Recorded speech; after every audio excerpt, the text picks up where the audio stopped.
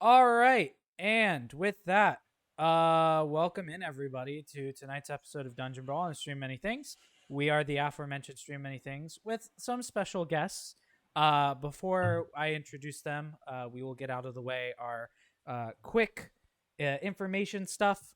So if you haven't already, please follow us on the channel. If you have the money for it, we understand it's a tough time. Please consider subscribing. Don't forget to resubscribe. If you Twitch Prime subscribe, you have to do that each month. We appreciate you being here. We have socials if you'd like to follow us on Twitter, Instagram, TikTok, YouTube. If you could subscribe to the channel, that's where all our VODs will be. And we have a Discord as well that you should join and talk to us about D&D stuff. It's fine, you know. Anyway. That's all I have for tonight. I will be doing a small pre-stream minute synopsis of what we're doing tonight. But before that, I am joined as seemingly always by Kelly, who is purple surrounded. Also joining us tonight, surrounded in red. There's a couple of people surrounded in red, but the first person, the wonderful DD, joining us again and graciously as another member of another Dungeon Brawl, we have the wonderful Mercury. And special guesting tonight, and coming to the Dungeon Brawl ring, we have the other man of gin and sin, coming from Table Troop. It's the man with all the jobs, Rob. Bang! Had to get my best Kenny Omega there. And if you would like to go ahead and give yourself a shout out as to what you do and where you're from. Absolutely. So I am from Table Troop. We are another tabletop Twitch channel. We do all sorts of stuff. We stream One Punch Campaign, the most ridiculous game of D&D of all time. Wheeler, you are a part of that. We got to dab. We all got to do our little. We got to all hot dog each other right now. And it's pretty fun. It's level 20 for, level 1 to 7 module. Absolutely no consequences. Players just massacre anything and they have no opposition. Might not sound great. The funniest game I have ever played. Typically, my sides hurt by the end of the night from DMing that. Also, Friday around 8 o'clock, we also do our Michal campaign. That's the homebrew I also DM as well. We're actually coming to the conclusion that very, very strange. We've been playing for almost a year, and it's like in 7 and 8 sessions, the story's just going to be over, and we don't know what to do with our lives. So tune in for that. We also have some other things coming. Wheeler, I know we're talking about possibly doing a painting stream. That's going to be coming up. We might be returning to Kai doing her art streams as well, which is fantastic. And we also just do a bunch of weird stuff, like we did the fireside chat about what if D&D spells were real, which absolutely broke my brain when we were talking about diamonds. The word diamonds triggers me still. Man. So yeah, that's Table Troop. Please give us a follow. Give us some love. Shout out. I put a shout out there in the Twitch chat. So if you want to spread the love and share it, go ahead and go throw a couple follows their way. They're awesome. I do a lot of work with them now. Thinking about doing more work with them once time frees up a little bit more. But yeah, and on top of that, I totally forgot that we also have a schedule. Very weird. I will be doing 2 painting streams if and when we start the one with or I do the one with Table Troop and Rob, but tomorrow we are doing art stream.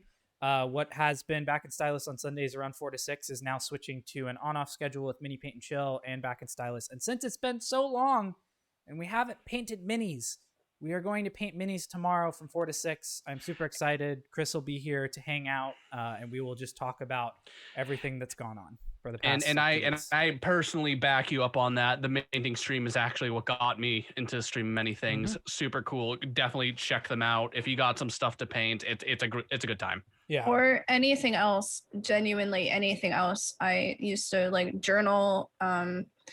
Do my own drawing, while watching it, or just like having it in the background as a chill thing to like pay attention to.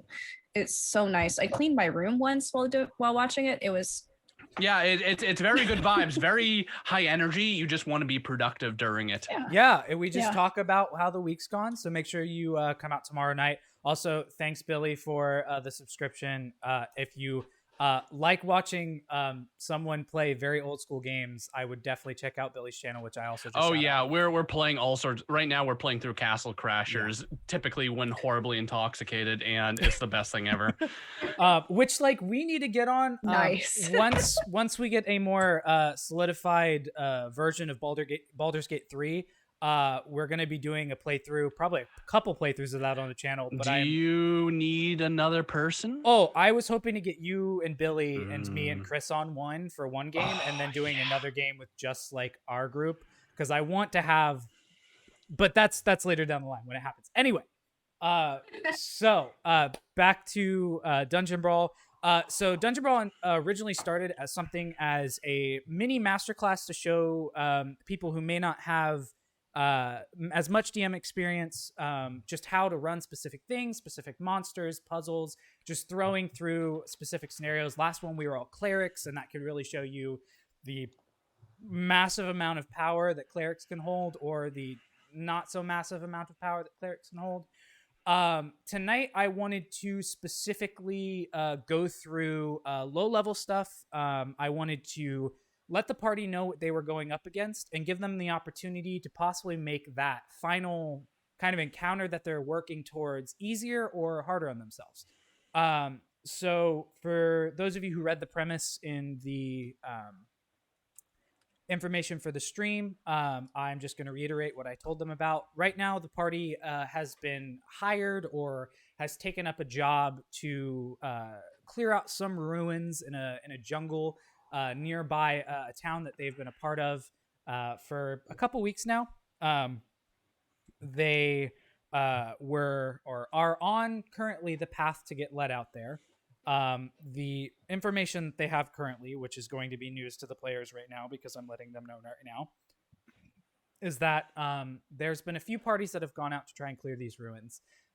Most of the parties don't come back, and those that do are spouting off random nonsense about statues coming to life and attacking. Some of them are missing limbs that they said came off when they were petrified by some creature or manner that they couldn't see or didn't know about. And you all, being the level 5 characters that you are, decided, yeah, this is for us. So without further ado, we will go ahead and jump into this session, if you will. You all are currently on a cart, a wagon, if you will, all in the also let me know if this is too loud.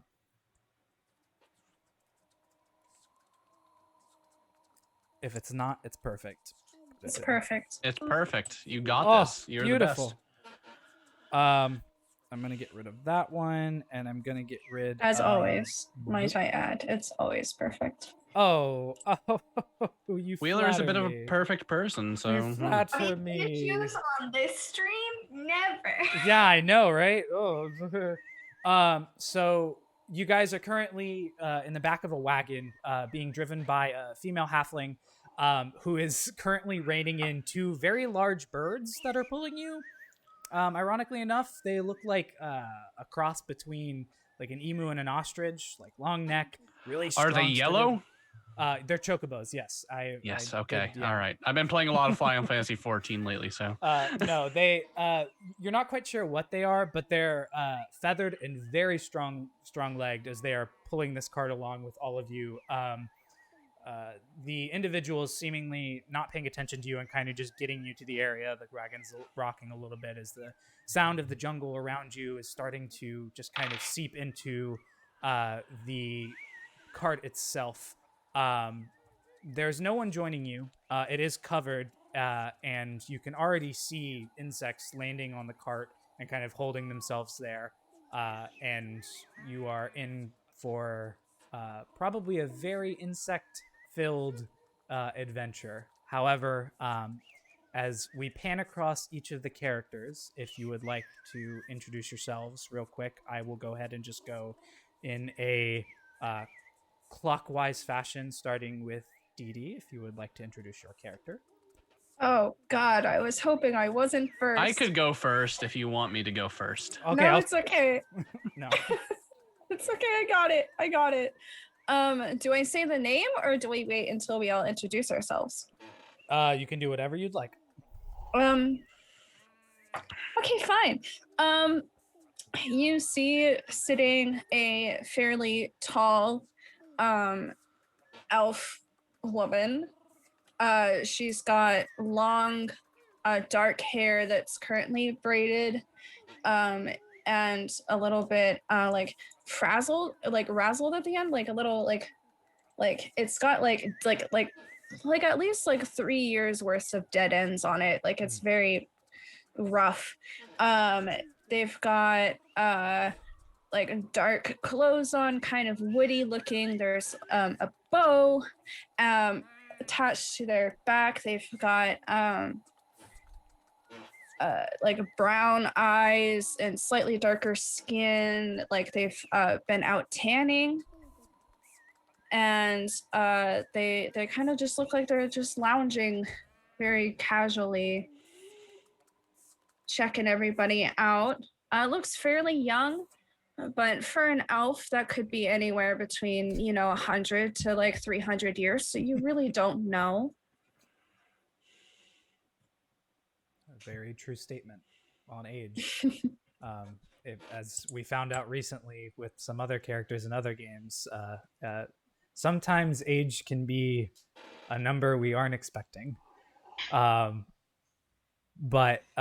with that, we pan over to Button. Kelly, if you would like to introduce yourself. Well, okay, so Button is a little tabaxi. They have a big staff, probably, I would say at least 6 inches taller than that. They're a very small tabaxi, maybe like 4'10". I would say like not Persian in build, but like that same kind of poof, like almost like a Maine Coon, all black.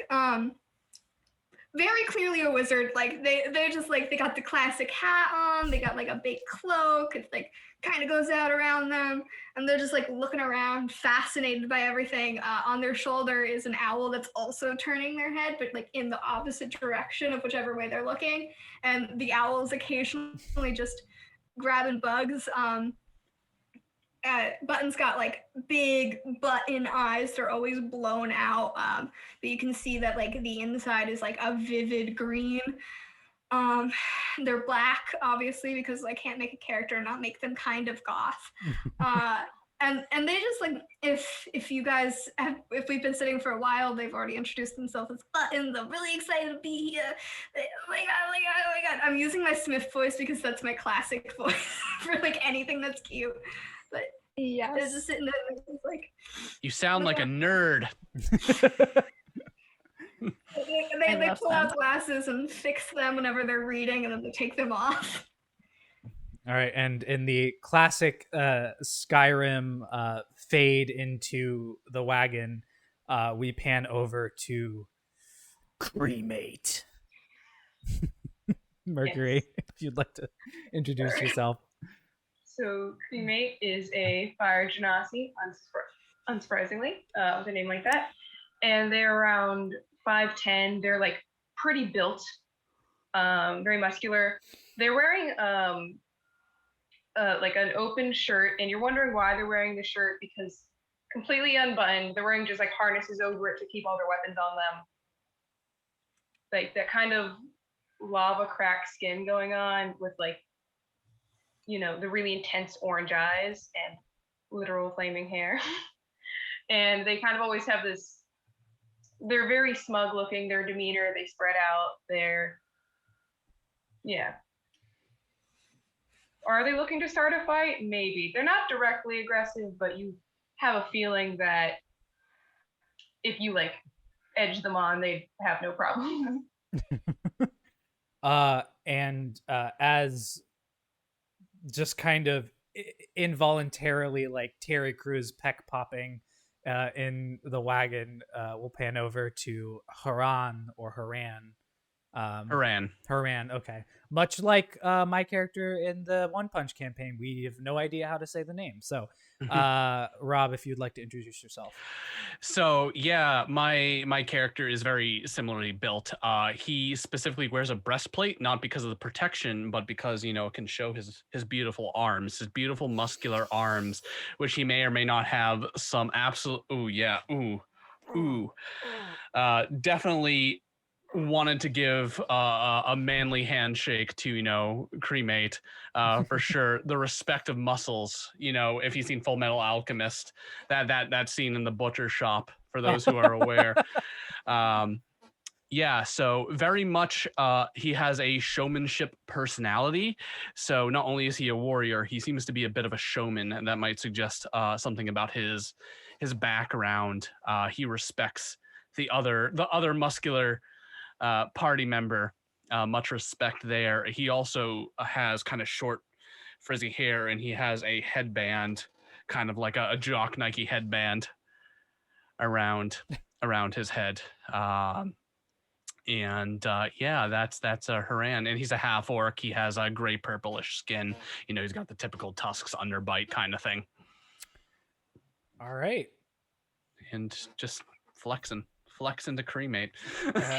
As you guys are sitting in the back of this wagon, there's like a heavy bump that kind of shakes you all kind of away from your thoughts.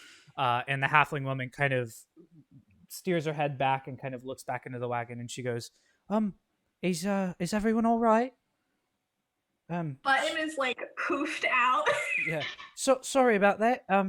There's a big pothole in the road. I didn't see it. So everyone's okay though, right? Yeah, I'm fine. Oh, okay. I'll just give a thumbs up. All right. We're almost there. Only about, like, I'd say 5 more minutes. And then I'll drop you off, hand you the map that I made, and see you on your way.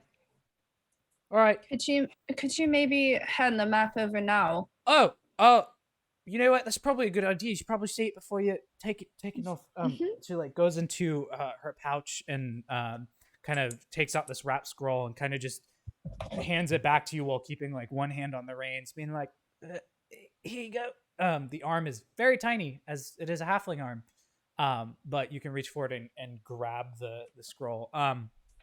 Yes. There's a map laid out.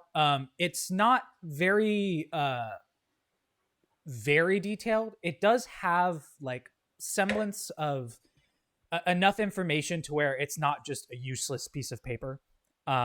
You see what looks to be a couple of X marks on either side of the map, as well as a very clear rendition of the ruins that have a crudely drawn, what she's gathered from information from others, what the inside of the ruins look like. But as you're looking over, she goes, "So, there's been some stuff going on, obviously with like the petrification and all. We're not quite sure where it's coming from, but there's a couple things you might be able to do to assist with that. You've got and she like is trying to think about how to say it to you. And she goes, "Oh, could you lift the map up for me real quick?" Yes, of course. Okay, so this spot, and she points to the leftmost X. She goes, "This spot specifically is where there's a specific kind of flower that grows that's supposed to help with petrification. It's supposed to nullify the effects if you eat it, so that might be something you want to go after if you're thinking about it. Now, there's always the direct approach where you just go, straight for the ruins. Wouldn't recommend that. A couple people have tried. Most of them have died. So there's that. And then she kind of looks back as the birds are starting to veer off path. She's like, "Oh, wait." And she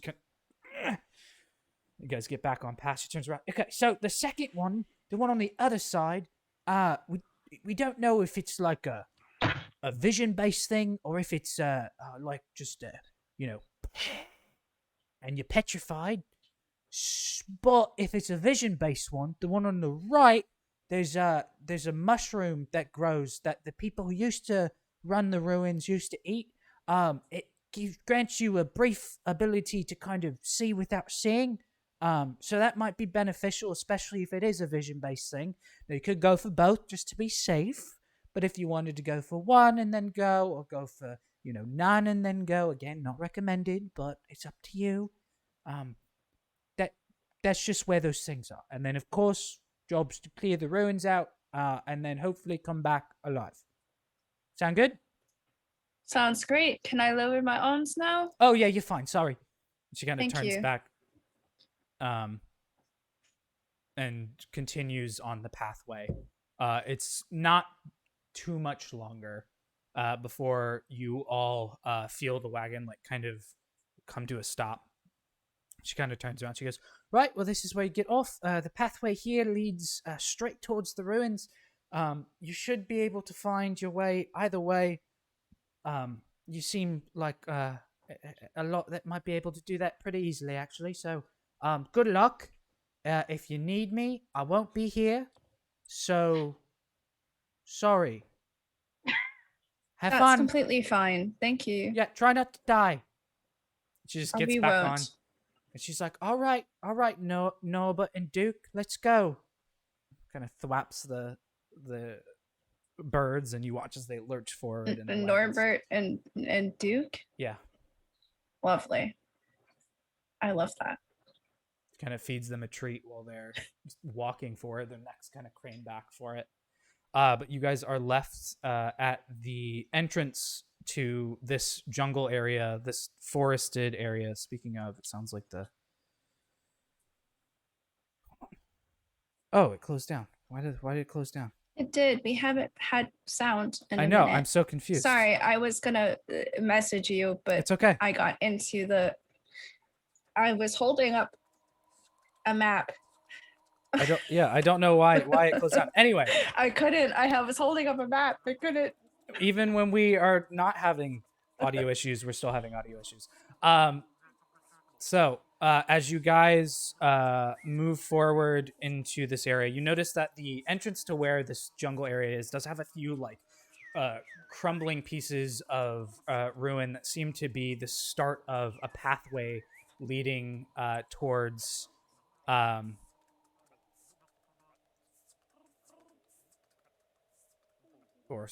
leading further into the jungle. So what do you guys do? We want to definitely get those flowers and the mushrooms, right? Like that's like Yes. non-negotiable. If we don't get all of them, I'd say at least one. I'd say get all of them. I'll definitely do both. I would love to do both. Yeah. Definitely. Yeah, and there is ironically, as you guys are walking down this path, I'm assuming and talking, you see it looks like there's been a couple party individuals who have gone in and grabbed their members and put them near the front area. So there's just like this weird pathway of statues that are in like various states of like action. They're kind of all generally placed in a way where they're pointing in the direction of the jungle. It's very odd, but you gather it's ceremonial in some way. Should we be stealthing right now? Nah. Yeah. You don't think that it might be important later?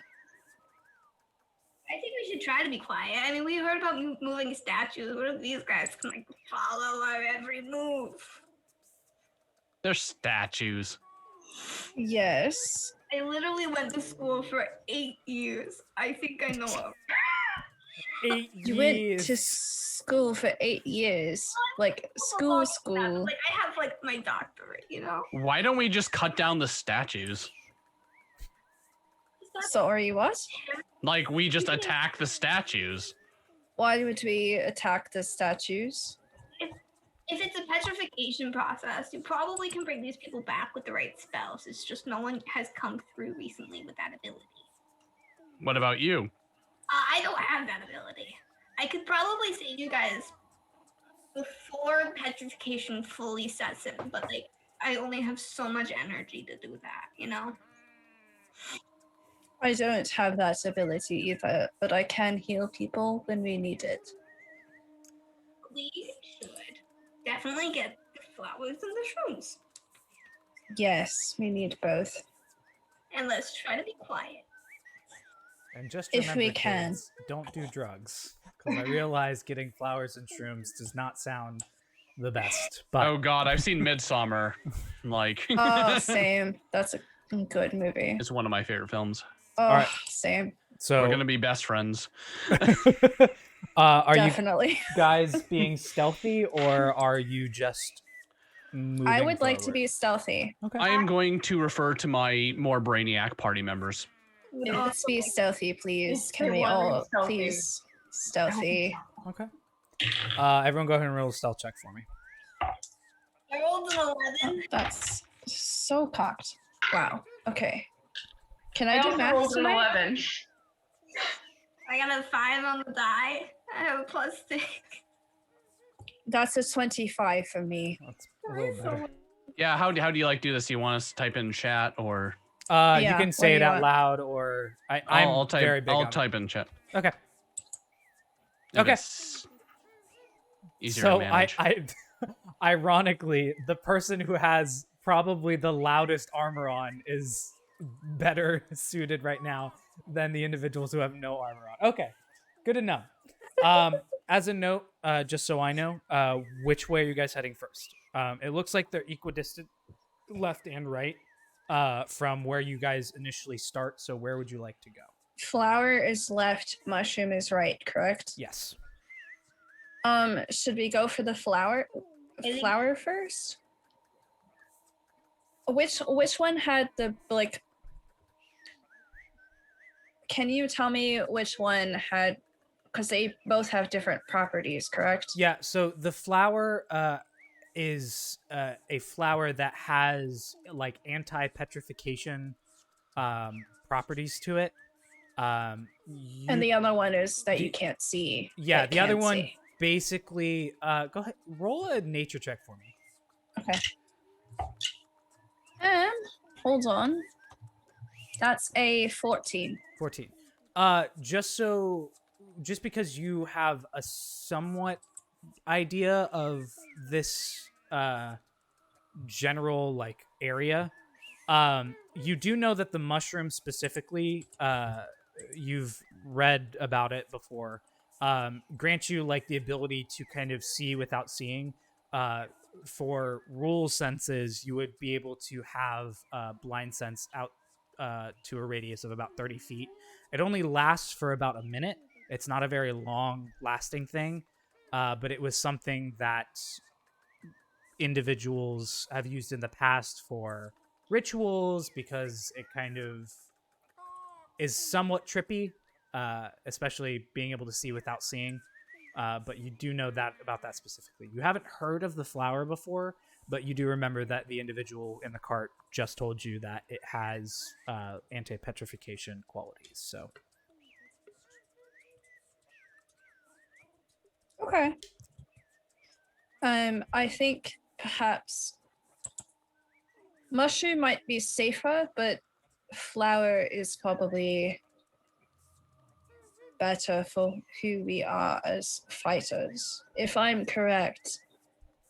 I think we should get the flowers first, just in case we run into any trouble.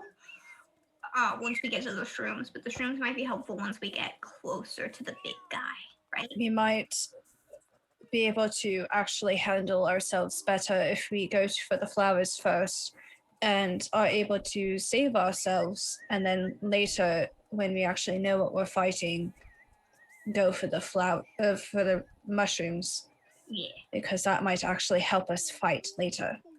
We can get both now. Can we Yeah, harvest just pocket them. like we have to eat them in a certain amount of time? Do you know anything about that? You can make a nature check as well if you would like. Asking about the specifics of it. So That's an 8. an 8. You're not quite sure. You do have just an approximate knowledge based off of the fact that you have dealt specifically with like magic things in the past. Most things should probably be used within a quick amount of time, but if you are staying here and trying to get this done as quickly as possible, you'll probably be okay, but you're not sure because you haven't heard of these specific items before. So Okay.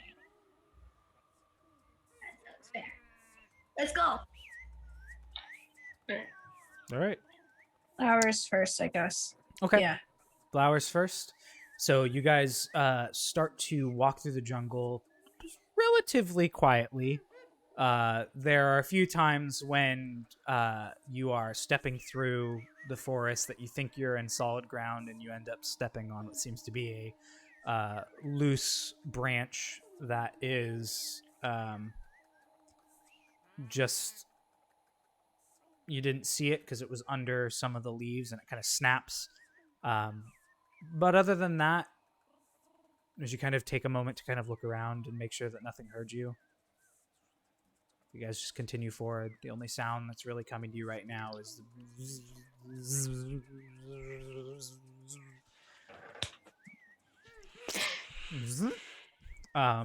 of bugs around you. I will say the map isn't very clear on exactly where you need to go, so you are just kind of heading in a left or westward direction if where you're facing forward is north.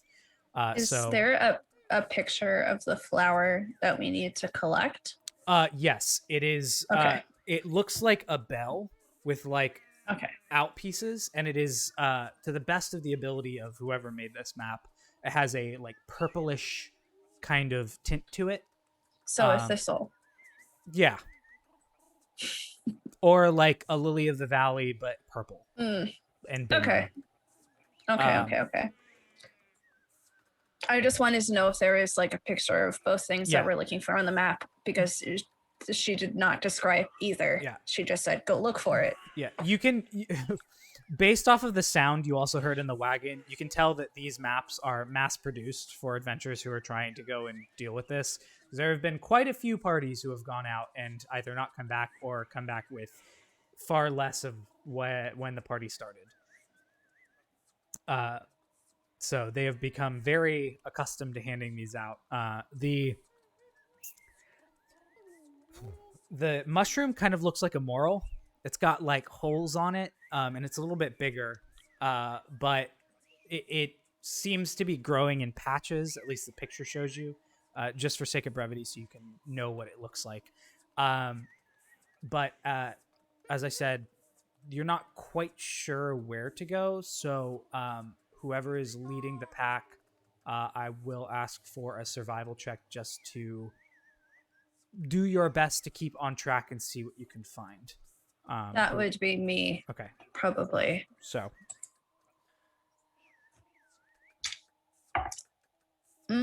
That's a 16. 16. Okay. You kind of being the naturally inclined, or at least most naturally inclined within this group, take the lead and begin to usher everyone forward through this jungle area. The bugs are extremely annoying. And it definitely at times feels as if they are a heavy hindrance to this job, but you do find brief brevity in their buzzing along this journey. And it's probably about an hour before you feel like you're on the right path and heading in the right direction, just based off the general layout of this map and the topography around you. With everyone's stealth checks, you are unhindered by anything that might be dwelling in this jungle at the moment. But you do finally start to see a change in foliage that seems to start to fit the bill for this flower or whatever this is. If everyone can make a perception check for me real quick. Uh-oh. SpaghettiOs. Wow, I've been rolling the same thing every single time. At 20. What do my big eyes see? 13. Actually, I lied. That's an 18. 18? Well, 12. Okay. So both Button and Razz, you kind of Button much quicker, and without saying anything, you just kind of start moving in the direction. Razz, you see probably about 100 feet away from you, like the outskirts of color that could match it. Button, you being just the bug-eyed, big-eyed, cat-like creature that you are, immediately pick up on what seems to be a large patch of these kind of growing, kind of what seems to be right next to a rock, and kind of vined through. They are on vines themselves, but you do see what seems to be this flower that you're looking for. I buzz my way over in that direction. Okay. The other two of you, Cremate and Haran, you watch as these two individuals just start walking in a direction, and you have no idea what they're No, headed I would have said, follow me. I wouldn't have left them on their own. I'm not that kind of person. I would have. That's fair. That's fair. Okay. Pointy ears generally like flowers, so I'm gonna follow the elf. Okay. But the track mine, baby. As you guys begin to move forward into this new area, I will ask, since you did specify it multiple times earlier, everyone to roll another stealth check for me. Thank God. Ooh. Apparently my dice are red hot tonight. 18. On. Nice. 16. 16. 10. I Oof. Oof. have a +6. Oh. Can't roll up the die. Woof. I've got a +7. I feel you. Okay. You guys just quietly inch your way forward. Doesn't seem to spark anything around you. And as you kind of round around what seems to be this big rock with vines on it, you see now a very large patch of specifically the flower that you're looking for. Just kind of hanging off of multiple vines in the area.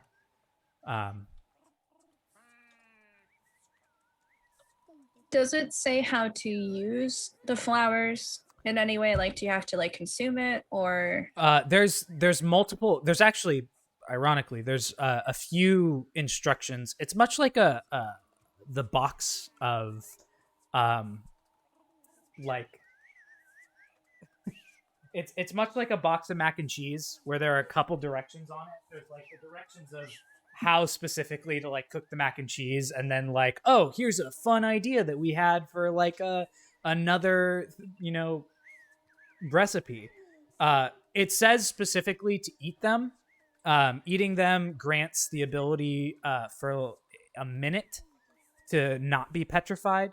However, there is also the ability to turn it into an oil, and that oil can be applied to the body and increase the time limit.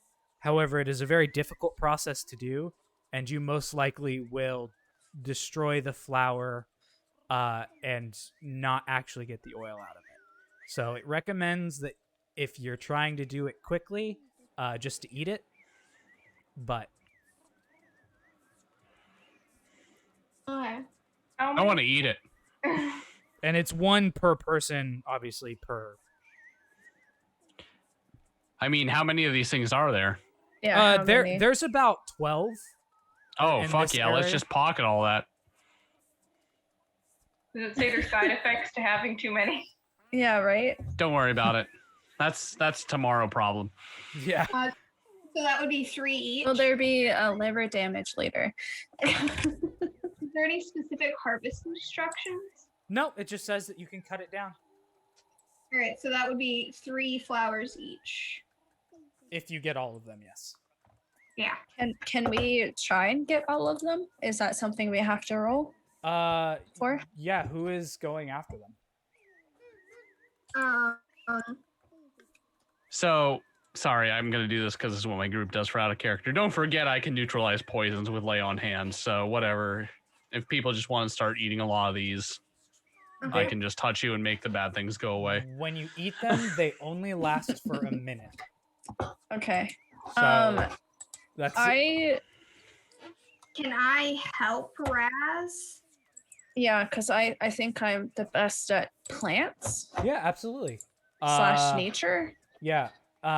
Go ahead and make a nature check for me with advantage. Okay. With advantage. Okay. I'm rolling 1 dice, so I'm gonna roll it twice. That was the same. So that's a 18. 18. Pretty decent. What? Just out of curiosity, what's each individual's passive perception? Oh God, do you need mine too? Yes. 16. 16. 13. 11.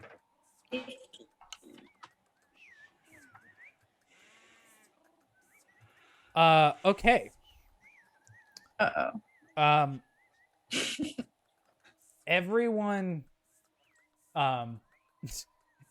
including you, Razz, as you snip it, the first one off, the vine recoils almost serpentine in nature. And you're really confused at that for a second. And the rest of you also see this, and then see like a massing of vines around you also kind of recoil to this action. And you kind of like pause for a second and you're like, what is going on? Before all of them kind of sink back into themselves into a small crevice that you didn't see near the rock right next to you. All the, like, as you get the first one, they all just kind of recoil into this this area, and all the flowers go with them. And you're like, Okay. shit. And then you feel like the ground start to shake slightly. Nope. And Nope. the big boulder That's when I get my sword and I get my Yep. shield. the big boulder starts to kind of move out of the way, and this massive pile of roots and vines, including the vines with the flowers on them, rises out of the ground right in front of you. I need everyone to roll initiative. No. Finally. I refuse. I'm kidding. My dice are red hot, which is the opposite of when I DM. Dirty That's 20. a awesome, a dirty 20. I also It just got really loud. Hold on. How do we get 3 dirty 20s? I rolled a 16 plus 4. I also rolled a 17. What's All your right. Kind of. What's your dex total? Just for the first. Who, me? No, Mercury. Oh, plus 3. You have a 16 or a 17. 17. Okay, so you go before me. All right. So, 25 to 20. Oh, me, 20. 20 for... No, 20. All 3 of us got a 20. Oh, wow. Okay, so 20 for Razz, 20 for Button, and 20 for Cremate. I'm a plus 4 though. Yeah, If so that you'll helps. go first. Yeah. Little, Dee Dee, Mercury, then me. And then, Haran, what did you get? 15. 15. All right. Let me plug these numbers in. So, first on the initiative count is Razz, as you watch this large creature kind of come up about 10 feet away from you where this crevice was, kind of lumbering out towards you. What do you do? I'm very quick to draw. So you see very wiry muscles grab the bow, grab the arrow, and pull back. And I am going to just stare straight at it and shoot. I'm going to do a sharpshooter with this, as well as the... Wait, why is this not... No, I'm also going to do the dreadful strike that I have as well with this shot. What does that do?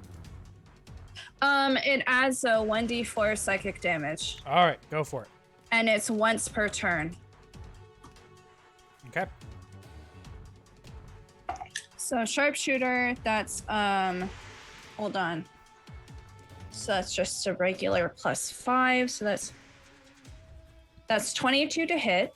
That will absolutely hit. Awesome. It is big and lumbering. It does not have a high AC. Perfect. And then a d4. I should have Hunter's Mark. What am I freaking thinking? Damn it. That's a 13 damage. 13. All right. And I believe I get 2 attacks. You do. As a 5th level ranger. I am going to shoot again. Okay. Can I do sharpshooter twice or just once? You can do it twice. You can do it as many times as you want. It just negates 5 from the overall. Yes, roll. I know, but I have also a +10, so I'm gonna just do sharpshooter again. Okay. That's a 21 to hit. Yeah, that hits. Mm-hmm. Did Cool, you add so the that's- extra damage to the last roll? Yes. Okay. It was a 3 psychic damage. Okay. And that's 8 damage for the second hit. Okay. You know you get +10 for sharpshooter, right? Oh, fuck. I did not add +10, so +10 to both of those. I Yeah, so forgot about the +10. 23 and 18. Thank you Nice, yeah. for reminding me about sharpshooter, because I completely forgot already. It Love that happens. for me. Are you going to move? Where is it versus me? How far away am I from it? It's about 10 feet away from you at the moment. As you kind of shoot into it, you watch as it kind of snaps some of the roots into it and kind of sticks out of it, and it just kind of recoils and just like... Yes, I will back up my full movement away from it. And I'm also, as my bonus action, going to cast Hunter's Mark at 1st level. Okay. You watch it. So can I meta this a little bit? If possible, try and hang near me. I have a feat that is great if you were attacked. You would know. Okay, cool. You would know, being a party that's been around each other, right? So So I will stay near him then. Is the character he/him for that? Yeah. Okay, I will stay near him then for that, but 10 as close as I can get, but also like as far as I can get from the creature. Mm-hmm. Okay. So close as I can to him, as far away as I can get to the creature. I got you. How far is the radius on that? Is 10 feet, I'm assuming? For the aura that you have, Rob? No, it's not an aura. It's a feat I have. It's Sentinel. So basically, if they attack another party member, I get to take a swing. Oh, okay, cool. So you move close enough to Haran and kind of just sit there now ready. There's 2 arrows sticking out of the side of this creature. That is the end of Razz's turn. Next in the initiative count is Cremate, I believe, because you have the higher dex. So it is now your turn. Okay. Do I? I mean, I might as well. What's the point? Yeah, I would like to start this by raging. Okay. You kind of Yeah, just you like are. Yeah, beat you your are. chest. Just ready. Pulls out their morning. Yeah. Pulls out their morning star. Yeah, I need to know how everyone rages. Everyone rages a little bit different, so. Like pulls out the morning star, kind of like gives like yells at it, battle cry kind of thing. Like smiles a bit and just like looks ready to like fucking rumble. I'm into it. I'm pumped. Let's go. Let's go. So it's bonus action. So let me read. And then I'm going to make an attack with my Morning Star. Go for it. Make a-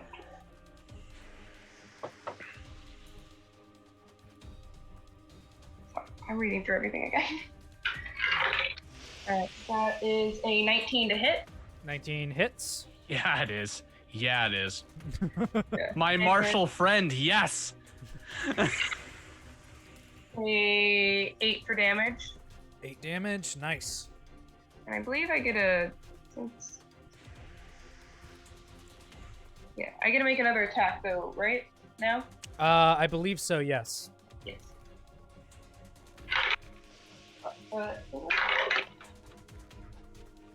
That is dirty 20. That'll hit.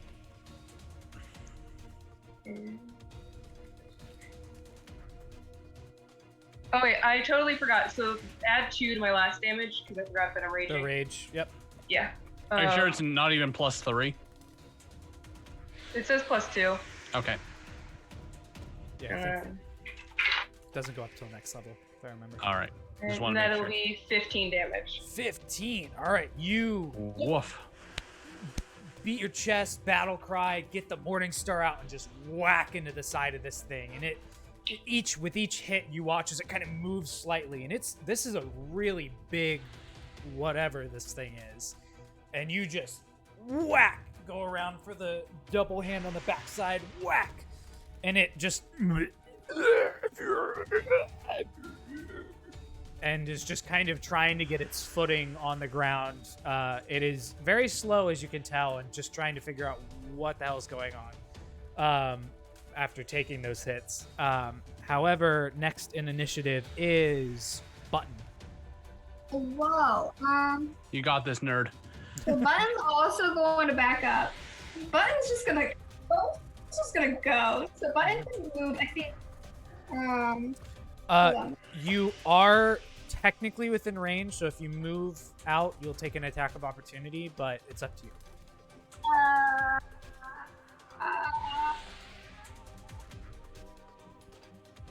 I got you, friend. Do what you gotta do. Yeah, I won't back this fuck up. Okay.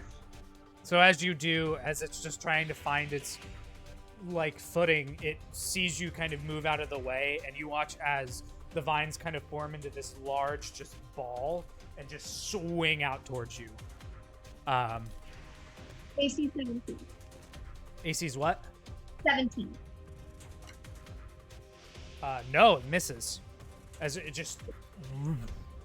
It's still trying to get its footing down and just completely whips over you. Okay. I'm going to use that ability where I can double my movement speed. Good old So, feline agility. Yeah. And just back up 60 feet, and I was like, I'll just cast firebolt. Throw it. Wait. 13. What is it? 13. 13 misses, unfortunately. As it swings out towards you, and you kind of cat-like jump, and your owl kind of soars behind you and follows. You just kind of turn around and let the firebolt go, but it's just wide, and it ends up arcing and actually hitting the stone that this thing came out from under. You now see this char mark on the stone where it once was, and it just kind of is still looking around, not seemingly noticing you at the moment, just kind of trying to figure out what the hell is going on around it. Bonus action, you doing anything? Okay. Well, if that's the case, then it is Haran's turn. All right. So first thing I want to do is I want to do movement. So I'm trying to have you aware of my feat sentinel, which is basically if they attack any party members, I actually get to provoke an attack of opportunity. So I want to be able to maximize that ability as far as my movement. So that will be my movement. And then I am going to attack. And let me double check. I always forget if Divine Smite is always before or after. It's after. You don't have to. If you can literally be like, this is what I roll, and if I'm like, that hits, you can be like, cool, I'm divine smiting that. It's one of the benefits of being a paladin. All right, so let's have a roll. That's actually going to be a like 24. That'll hit. All right, so you know what? Let's use one of my divine smite slots. So I am one-handing it with my shield. Very, very important. So that is going to be I believe, a 1d8. And then I get an extra 2d8. Yes, it is not undead. I will let you know that. I figured as much. You know, that's the hoping. So that is going to be a pretty good... let's see. Sorry, math is hard. That's going to be a 20 to hit. Or 20 damage. 20 damage, yeah. You kind of maneuver yourself to get closest to your party members and kind of slam your weapon against your shield, getting its attention, and just take it. And you watch the holy energy kind of emanate from the end of it, slam into the side of it. And you watch as it cascades divine energy past it, and it kind of reels back from it. Just, again, still trying to get its footing. You guys have severely messed up this creature within the first round of it. It doesn't help that it's a very slow creature and rolled horribly, but I think you have a second attack as well, if I'm not mistaken. I sure do. Gonna do a roll. That is another 19, so that's gonna be, what, 24 to hit? Yeah, that'll hit. I don't know. Should I divine smite party? Yes. All right. We're going to do a thing. So that's going to be 23. Oh, 23. You do the same thing, almost in a similar motion as Cremate, who went in with the attack earlier. You go one side, and you swing around with your arm and go to the other side. You slam into the side of it. You watch as that divine energy sparks again on it, and it's just kind of reeling at this point. In the small amount of time that you guys have fought this thing, it is severely fucked up. It is already looking really hurt, and just kind of like... So definitely want to strike a pose, you know, maybe give some eye locks on Cremate. Sparkle, sparkle, sparkle, sparkle. the wink and then the sparkle with the... Oh, definitely pro wrestler kind of taunting here. Yeah. I feel like some Armstrong energy. Oh, definitely jock bro energy. Mm-hmm. All right, so that finally brings us to the creature's turn. Oh no. Bring it on, bring it on. Oh man, the creature is not going to move, trying to still figure out what the hell is going on around it. However, it is going to attempt one of its slam attacks against Haran. Oh, yes. That is a 19 to hit. That will hurt me. All right. So as you're kind of sitting there striking a pose and making eyes with Cremate, you're like, yeah. And what you don't see is the heavy matting of roots and vines that come out and just slam into the side of you. You take 17 points of bludgeoning damage as Oof. it just, the white hits your eyes and you're like, oh God. Too much hot dog, and I'm sorry, guys.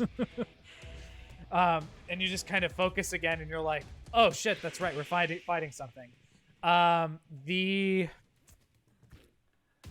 second attack is gonna go against Cremate. All right, Yeah. so can I use my feet now? Yes, you can take your attack of opportunity. All right. It still gets to attack if you hit, right? It does. So my hit is going to be a 15. 15 just hits. All right, I'm not going to use my divine smite, but that is going to be a badass 12 damage. Or sorry, 11. 11. Nice. So yeah, it goes out with an attack, and you just kind of using that like white in your eyes as the pain dissipates through your body. You just kind of instinctually slam out with your weapon, and it slices into it. You feel an impact. So the attack against Cremate is going to be a 9, which I don't think hits. No. Seeing Haran get hit and just slammed into the side, you kind of immediately turn your attention back to the creature as you see this large mass of roots and vines comes out and tries to swing towards you. And you just kind of back out of the way. You can kind of feel the air as it's pulling past you. That's its turn. So it is just going to kind of, now figuring out where it's at, just stay there. Because it has nowhere else to go. Nope. That brings us to the top of the round, which is Razz. Alrighty, let's shoot again. All right. Sharpshooter, of course. That's a 23. That'll hit. And don't forget your Hunter's Mark No. damage. Hunter's Mark, and I'm also doing the thingy that I have. The dreadful. Dreadful Okay. Strike. Go for it. Also, okay, sorry, I forgot how to do things for a second there. So 23 damage plus 4 psychic damage. So 27 overall. 27 overall for the first hit. Second, also sharpshooter, because oops, I just was too excited and I threw the dice off the dice tray. That's a 17 to hit for the second one. 17 will hit. Okay, cool. And that is a you know what I forgot? Hunter's Mark. Fucking Hunter's Mark. Just add 2d6 to this last roll. Okay. That's a 5 and a 6.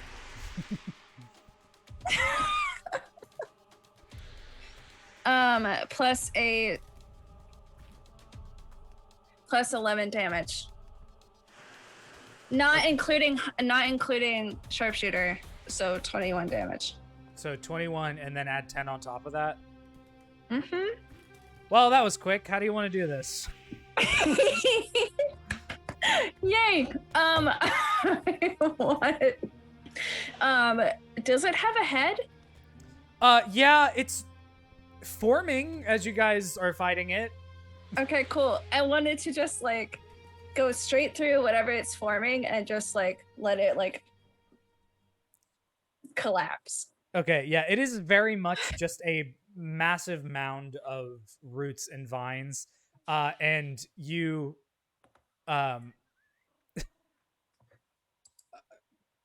without any hesitation or remorse, you strike through this thing twice. Just one goes in, and then the second one you hit the same arrow that you just shot into the front of the head and split it, and it goes through the creature, and you see this like dull green like explosion inside of it, and just all of the roots and vines just kind of go limp and fall to the ground.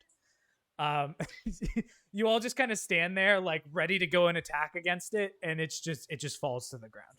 I said I made each arrow like a bomb, and I freaking meant it. Apparently. All right, so I think that problem solved. I come running back. I'm gonna aggressively sheath my sword and make eye contact with the Razz.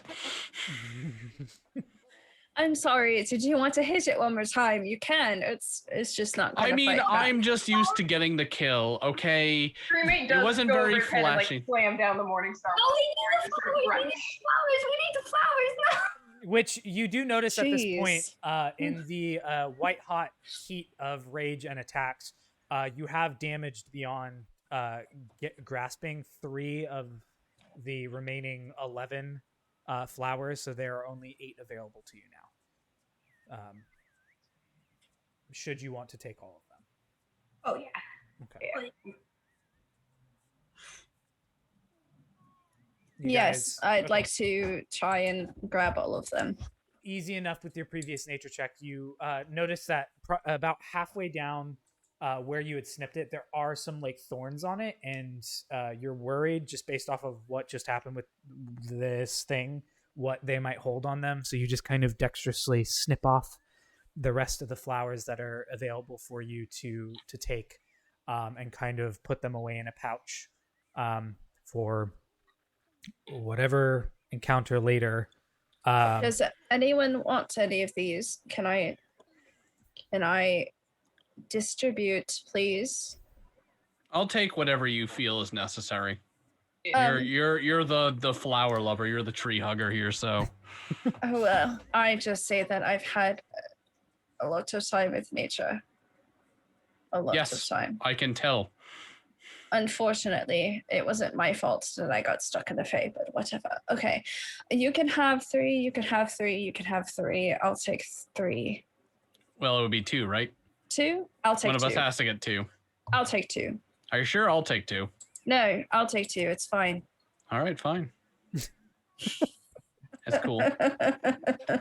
As you guys sit there post this very short battle between you and this creature, you gather the remaining flowers, and right before you leave, you notice that a very, very tiny, small grouping of vines within this creature just kind of meanders out and is like,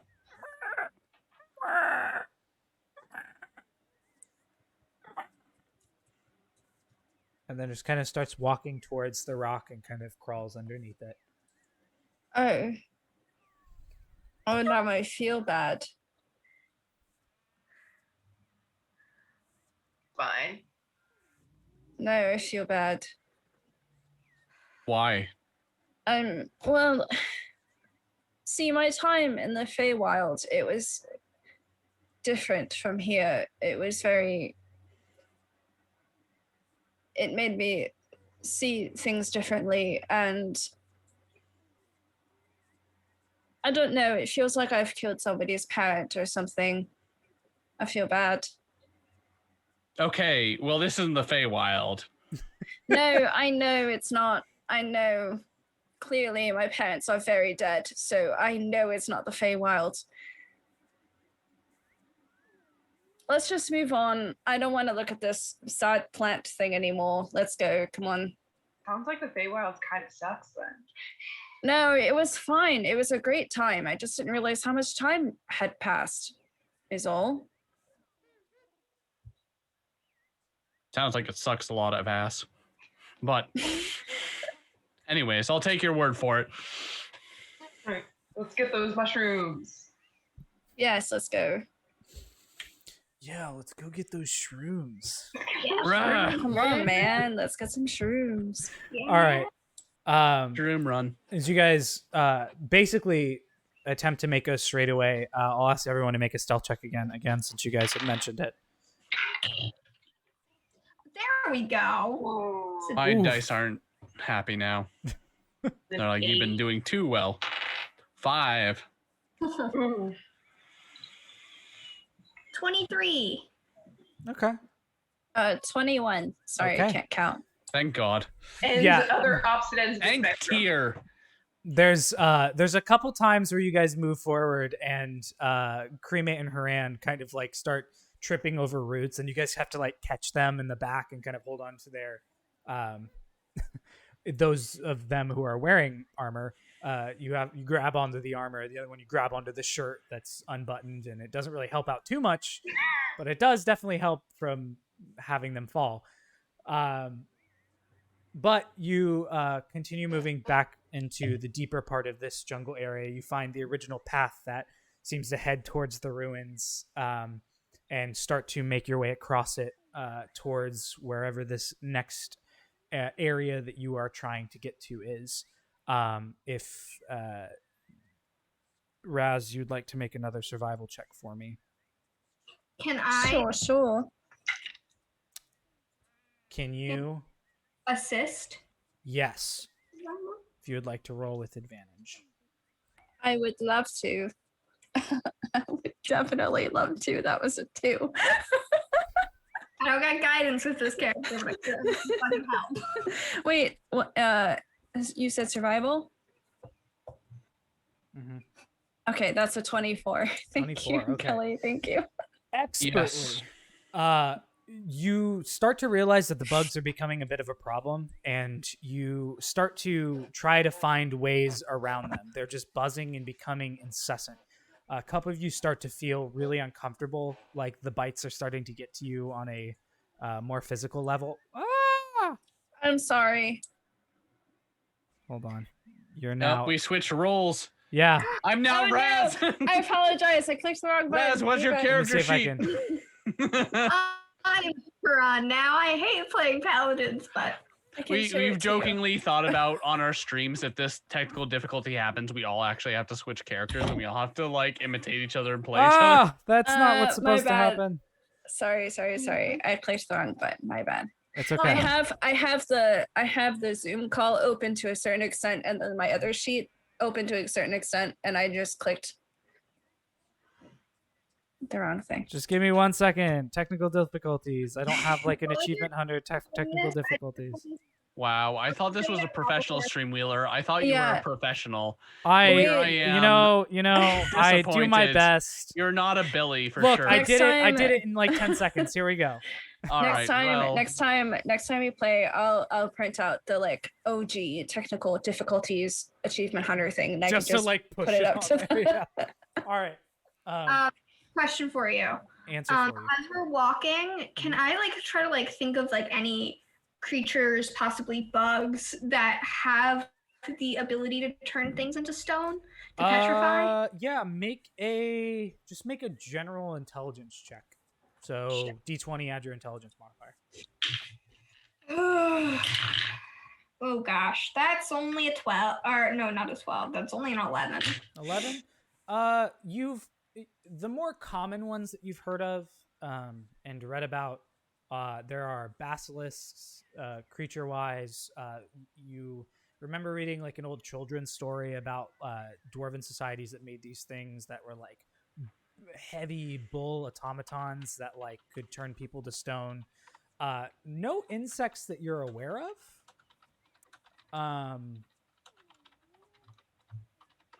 But those are really the only things that come to mind. You're having a hard time as the bugs are quite annoying. I accidentally get a bug in my mouth and it breaks my like mind palace. Hootie McHooters, is that? Hootie McHoo. Excuse Sorry, me. Hootie I'm Mc. trying to find my- Wait, Hoot has one more than one name? Hootie McHoot does assist slightly with the bugs, trying to pick out as many as they can. However, there is a certain point where they can't eat anymore. So you end up getting a bug in the mouth, and it kind of breaks your concentration from thinking about it. But yeah, other than that, but as you are trekking your way across this area, you do manage to find places where you see the bugs are kind of less, almost like when you're walking through like a park in Florida and you see like the grouping of gnats. You're kind of moving around where you can see the groupings are, and being a little bit more cautious of getting out of the way. And that uneasy feeling physically that you were getting because of the bug bites and a lot of the stuff that were going on kind of diminishes over time, not seemingly to affect you too much. The first thing that catches your attention, all of you, as you guys are walking this way across the jungle, is what looks to be a somewhat still standing, somewhat very much section of these ruins that has kind of been that's off the beaten path. You start to see first and foremost the like stone pathway before it has this tiny little incline of stairs that lead up to what probably was a building once before that is no longer there. But it lies there ahead of you.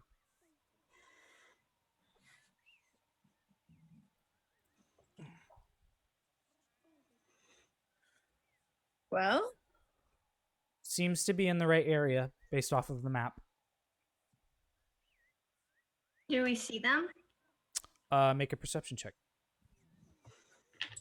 I wish I had guidance. Perception, that's 19. 19. You are kind of looking, and it's quite a distance. You gather from this position and this vantage point as you kind of look in.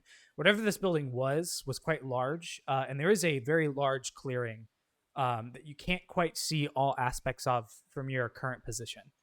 But you gather just based off of, I will say, with the perception check, you gather based.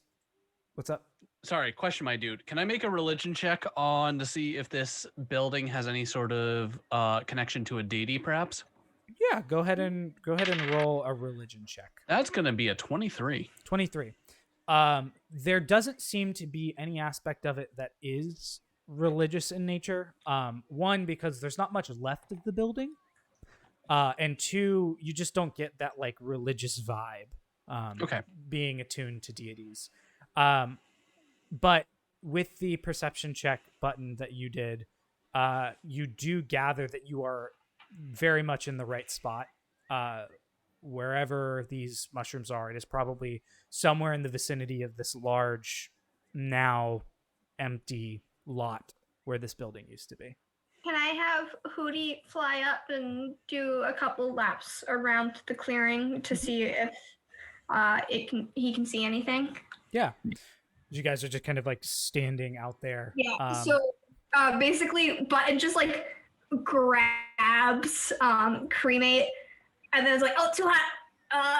Grabs Razz instead, and then their eyes just blow out even further than you would think, and like they almost get starry as they project themselves into the. Your eyes are so big. I can hear you through the door right now, but I won't be able to hear you in a second. So okay, that's why I'm grabbing you. And, that's kind of creepy. they're like vibrating.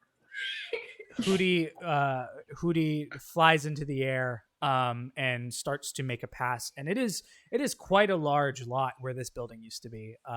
But if you want to make a perception check with Hootie, you can. I think the owl form gets advantage. Yes. Yeah. I'm currently looking at owl.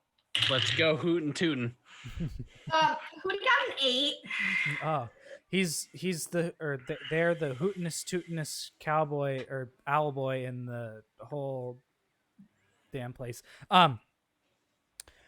So as Hootie's kind of flying through, there isn't really much that they can make out. Going over the specific area, it's quite shaded, and the change in lighting across it as light is kind of seeping through the canopy and trees that surround this area make it slightly difficult.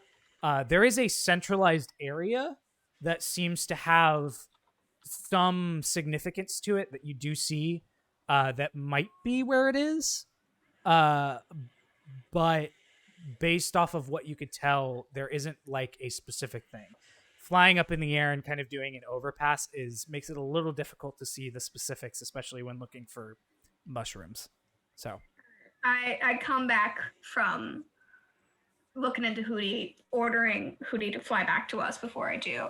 And Hootie couldn't see shit. It's fine. Let's go. Okay.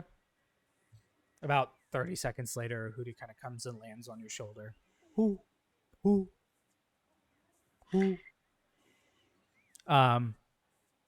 You guys walk up the steps. And again, there's no real walls. It's very much just an open lot. It's weird because you can definitely see where the parts of a doorway would have been. And you kind of instinctually just kind of walk through it. And it's a very weird circumstance. None of you have really dealt with ruins like this before where there's just nothing left. What's the marching order as you guys are moving forward? I'll go first. Okay. You kind of... I'll be vaguely behind. Okay. I'll go third. All right. I'll keep back, yeah. Are you guys continuing to stealth? Yes. Okay, roll a Are stealth we? check for me. Oh, damn it. Okay. Oh, yes, we are. That's going to be a hot 5. Oh, you 10. Damn. And I will say I'm going shield in one-handed. I'm not double-handing this longsword ever. 26 for 26. stealth. Okay. 19. All right. So you guys begin to move forward and kind of stay in a general pathway.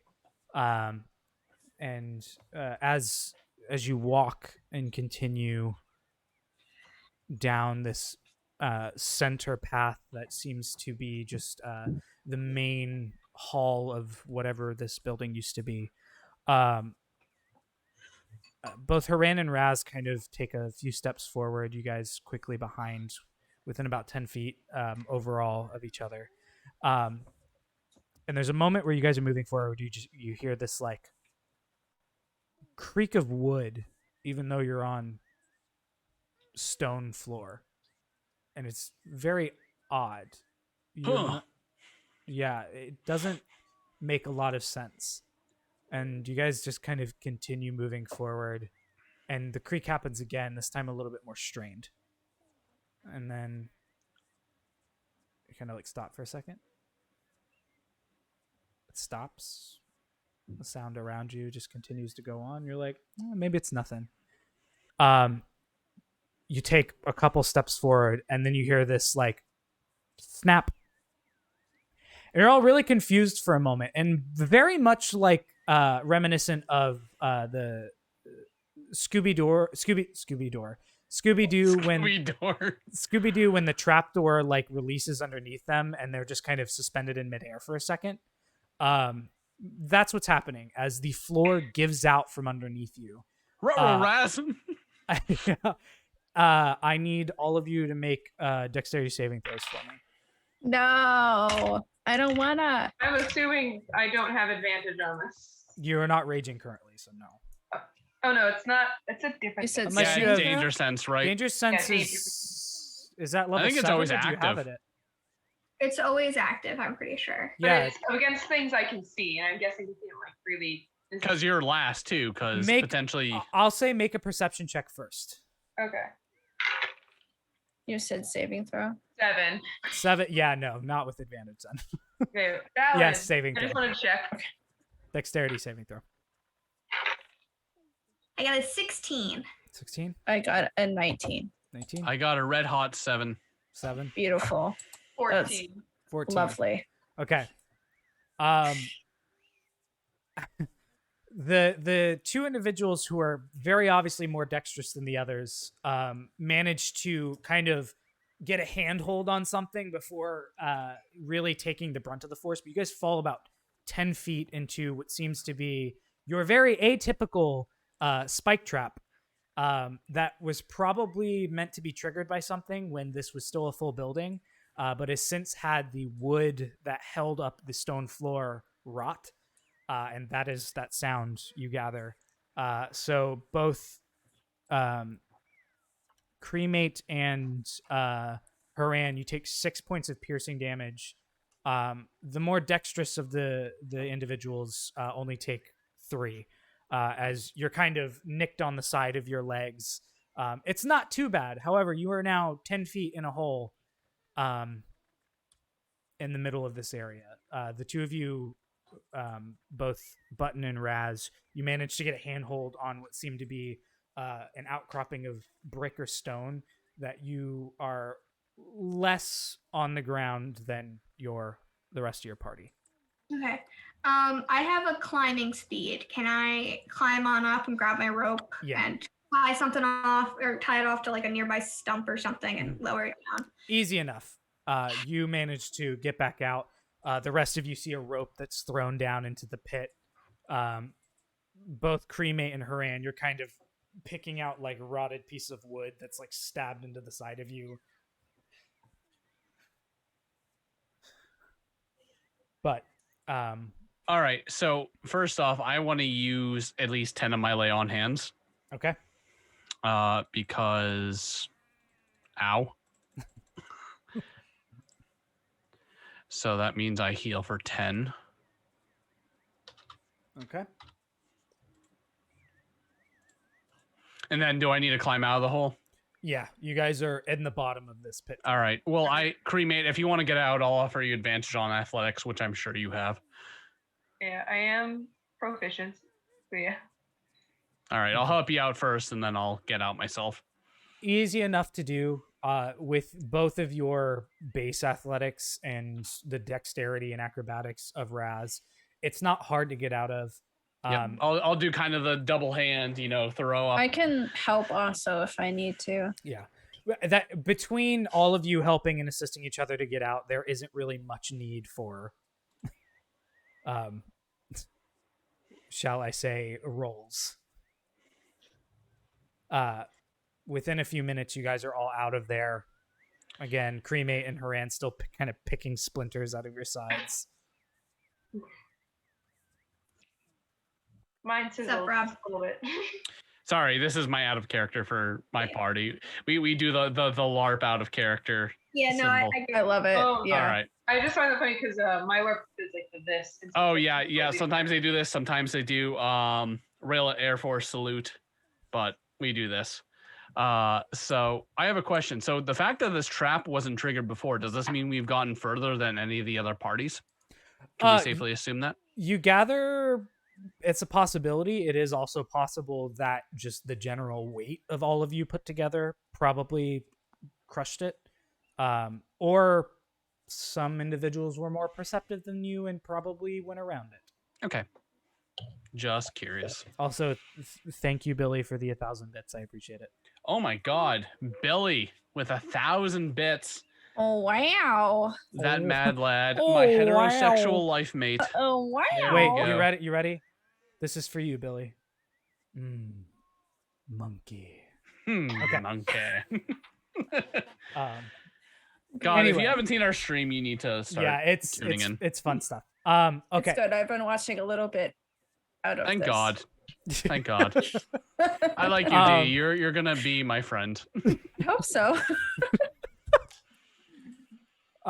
You guys managed to get out of this hole and are now continuing to trek forward in here, making sure that you are a little bit more perceptive of what might be around you. You do finally make your way into a large clearing, the clearing that Hootie saw earlier. You get the affirmation of who. little cats. It is by nature in all of the D&D campaigns that I am both a part of and DM to make the sound for birds vastly incorrectly. Just so anyone's aware. It is So that so Hootie correct. just make all of You the should rats hear false. you should hear him try to make a crow sound. Wheeler, do a it's horrible. chickadee. Something else. A chickadee? A chickadee. I don't know what a chickadee sounds like. Chickadee dee dee dee dee. I can do like bird calls. I don't know if that's a New England bird or not, but No, chickadee's here too. okay, all right. Like I can do that. That's about it. I heard a bird today make the actual sound of a car horn. I'm not kidding you. Do you have goddamn lyrebirds near you? We got the mockingbirds who The know how to- mockingbird Yeah. made a If straight anybody up- wants to see some wild shit, YouTube, David Attenborough lyrebird, Oh, and I need to watch that. Yes. Also, Ravens, completely off topic of what we're doing with right now, but Ravens can like mimic actual voices, and that freaks yeah. me out. ravens, How are ravens you? and crows actually have their own language. Like Yeah. they know up to 22 words or something like that shit. Crows You- are my favorite birds ever. Well, guys- that's a good goddamn bird. I'll They tell are. you. They're very nice. They hang out slightly near my house, and it makes me happy every single time we drive by. Mhm. You guys are thinking about this as there are like toucans and macaws like around you, just like making a random Toucans. an amalgamation of noises. But you do make your way into this general clearing, and it seems like there are there's like an altar. It looks like with these mushrooms growing around it. And who has a passive perception of over 15? I have 15. Me, I have 16. Okay. You two notice that there are 3 what seem to be statues kind of looking over this general area. Yes, Rob. All right, hold the fuck up. If there's an altar here, definitely a religion check is required. Yeah, I was gonna say, can he make a religion check? Yeah. That's going to be a dirty 20. You gather from this, you've seen individuals do altars before. Many people can use altars not generally for religious practices, but just for ceremonial practices. And as you kind of look around this, there are some symbols on it, but none of them give you the deity or religious aspect. They very much just give you kind of like the ceremonial. There's like very almost like stick figures of individuals like eating whatever this mushroom is, and then whatever you could visualize as a picture of what is happening to them when they eat it. Like So just, like Annihilation, the movie, where they all turn into the like plant versions of themselves, and they're like plant Yes. people. but like not. My God. But there aren't plant people. It's just like on the side of the altar there are like these They're symbols, like artistic depictions of Yes. what will come if you eat them. Okay. metapies, Okay. if you will. Can I? Does it seem like it's an arcane symbols on the? Make an Arcana check. That's a natural 20 Natural for a 20. total of Um, 57. There Dope. does the symbols themselves don't give off an arcane nature, but something about the mushrooms themselves, you're kind of just in the general area, does. And you're not quite sure why. Based off of the fact that they give the consumer this Okay. ability, you gathered there's something attached to it. And with the natural 20, it's probably something that is within the altar itself that is giving this attribute to the mushroom, or something underneath it. What that is, you're not quite sure, and you're not really sure you want to find out. Okay. And then my secondary question is, do the statues look like they've been turned, or do they look like actual statues? Make from this vantage point where you guys are all kind of centralized around this altar now, make a investigation check. Can I assist at all? Yeah, No, I you probably guys. can. Well, Okay. no. Yeah. I can. Can I have Hootie assist? Like Hootie's like going Yeah. Woohoo, woohoo, woohoo, woohoo. finished Dimension 20 Fantasy High, and they have one of the wizards has a familiar, and Boggy the Froggy is used for the weirdest things. So I'm trying to bring that energy into every single D&D game that I play. Boggy the Froggy? Yep. Their real name is Bogariel Fargariel. Oh my God. If you have some time, Fantasy High, one of the, I'm just going to throw bits at your stream, to be honest. and that's 17 total. 17. They don't look like they're turned. They look like they are part of the natural aspect of this. However, they are very clean. Like, they do not look like they've been touched by the elements, and it's strange. And as you kind of are looking across, let me double check something real quick.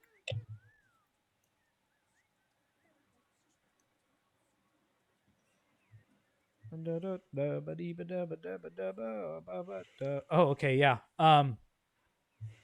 As you're looking across, and Hootie kind of flies to one side, and you like use that kind of to look through it, and then kind of pass along the other ones.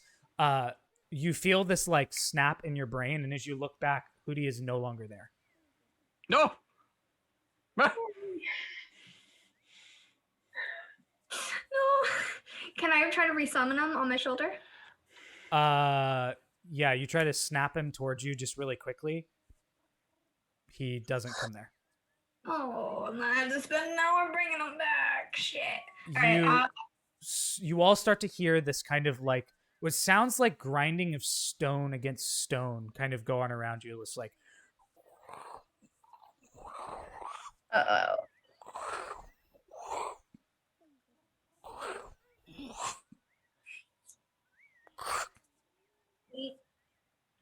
Uh-oh. And Where then the just sound's coming from? in this general area. You don't have to roll for it. It's just in the general area. And as you all are kind of looking at each other, trying to figure out what the hell it is.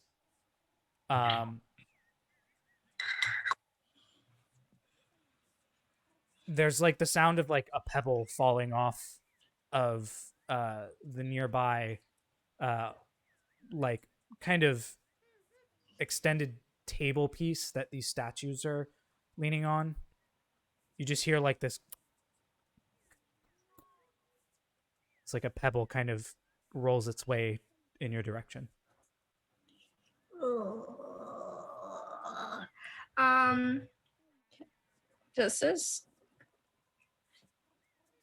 Just Fight okay. me, you cowards! So I just I want to guess scream that. never mind then. I'm gonna draw my sword, get my shield out. We haven't gotten any of the mushrooms, correct? No, No. not yet. Okay. You scream this out towards the closest one to And you. as I do so, if you so allow it, most generous DM, I want to cast Armor of Agathis at 2nd level on myself. Okay, yeah. A paladin with armor of Agathis. Weird. Wow. I'm a conquest paladin. Oh, okay. You cast it on yourself, and you watch as the moisture, the sweat that you have on your body from traveling this far at the moment kind of seeps around you. And the one that you do like the bang against the shield again to the one right in front of you. And you all kind of turn and like are waiting to see if something happens. And you start to hear the sound of stone against stone again. And you're like, oh no. what the fuck is going on? And then there's like this brief pause, and you can hear like what sounds like wind and feel this like draft behind you. I'm gonna just really quickly start grabbing mushrooms. Okay, you start to grab the mushrooms, and out of the corner of your eye, you see one of these statues will help. has leaped off of its perch and is now currently flying in the air. and No, is- I won't and help. dives towards you. It's gonna make an attack on you before you get the opportunity to do that, and then I need everyone to roll initiative for me. So hang on. Can I sentinel this? No, it does miss though, which is good. Okay. Unless a 11 hits. Oh, my AC is 17. Yeah, so you're fine. But I need everyone to good old roll initiative again. Mm-hmm. Guess what, motherfuckers? Another nat 20. Hell yeah! I got a 21. 21. I got Good dex. It just a- doesn't show up on any of the stealth rolls. a dirty 20. Jesus. 23 total. 20, I think. Wait. Yes. I can math. 23, 21. Math is- Haran, I got a 17. 17. Oh, wow. Wow. Yet again. Oh, Give it an wow. Owen Wilson wow. Wow. So as you guys are all standing there, all of these three statues spring to life and begin to kind of make their way towards you in whichever fashion they're at. Both Razz and Button, you both are near the altar with this one that just dove towards you. There's one that jumps off and is now landed on the altar right in front of you.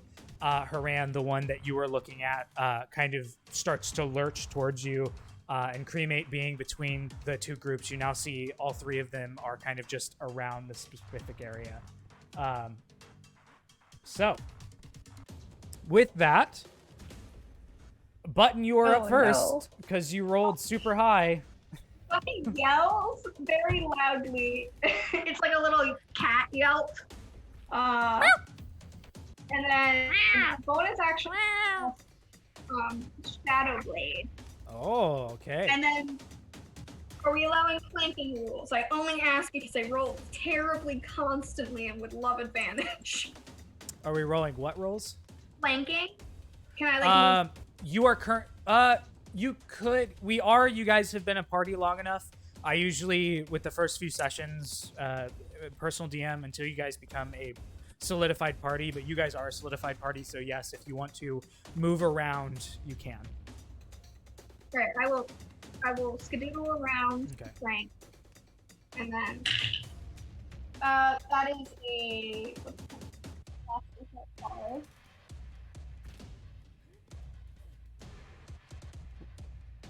And has finesse.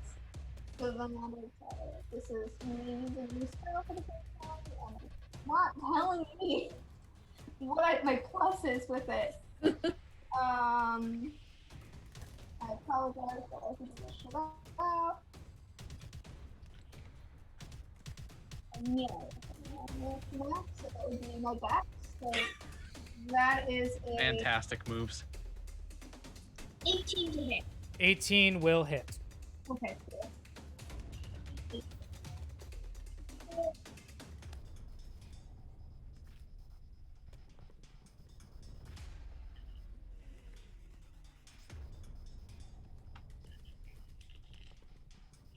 Ooh, 13. 13.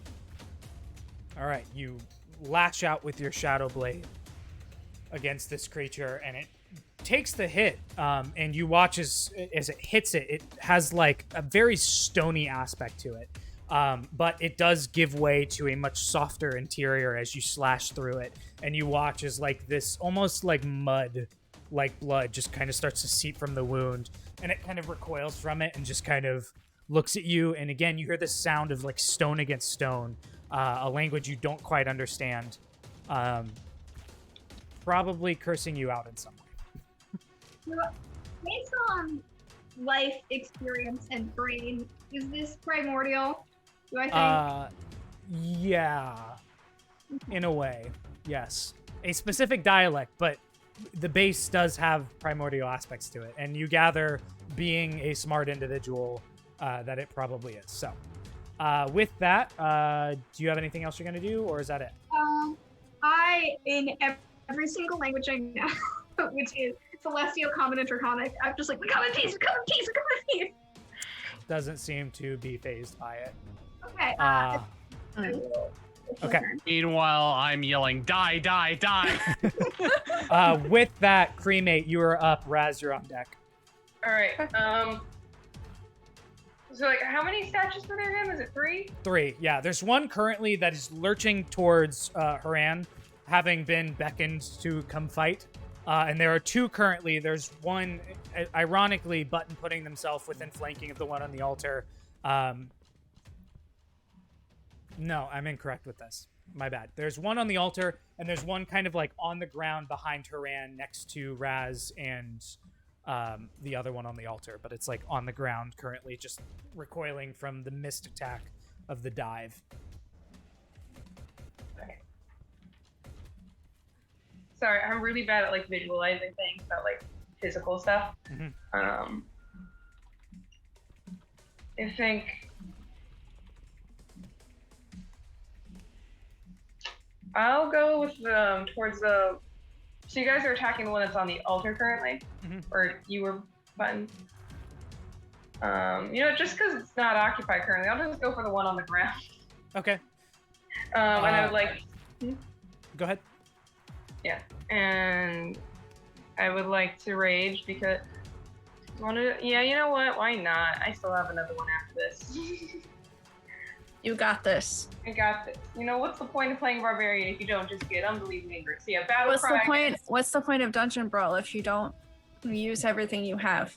So yeah, like, What's the Oh, point? I've What's the point? already almost blown my paladin load. Don't you Come on, worry. come here, like does a scream, winds up the Morning Star above him, and just like slams it down. All right, go Yeah. ahead, roll your attack.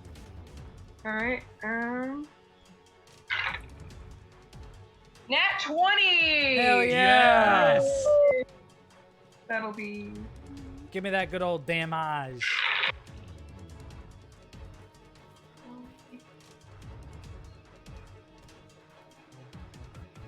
That'll be 16 for my first hit.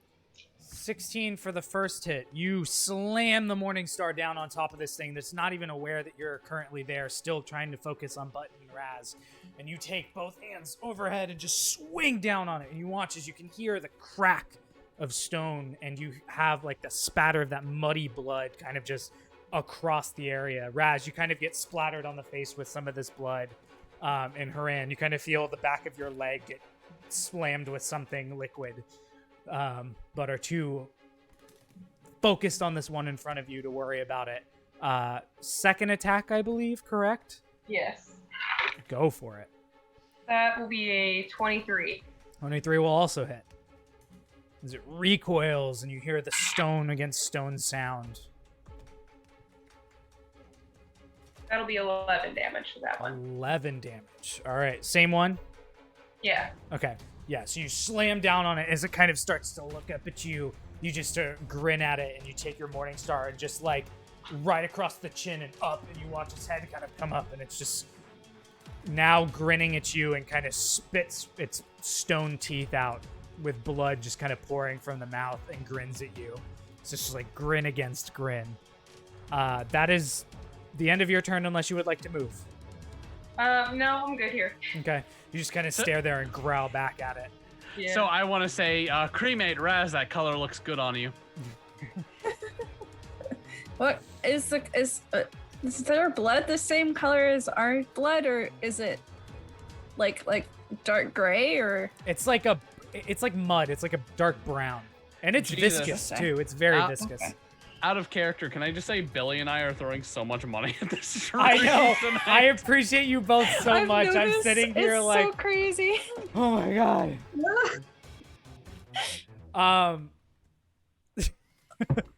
It's like every time I turn to look at, because I have my computer up with the stream, and then I'm like doing everything on my laptop, and every time I turn back, it's just more bits, and I'm like, That's how we roll. hey, I love it. Throw That's how love we back at support. them.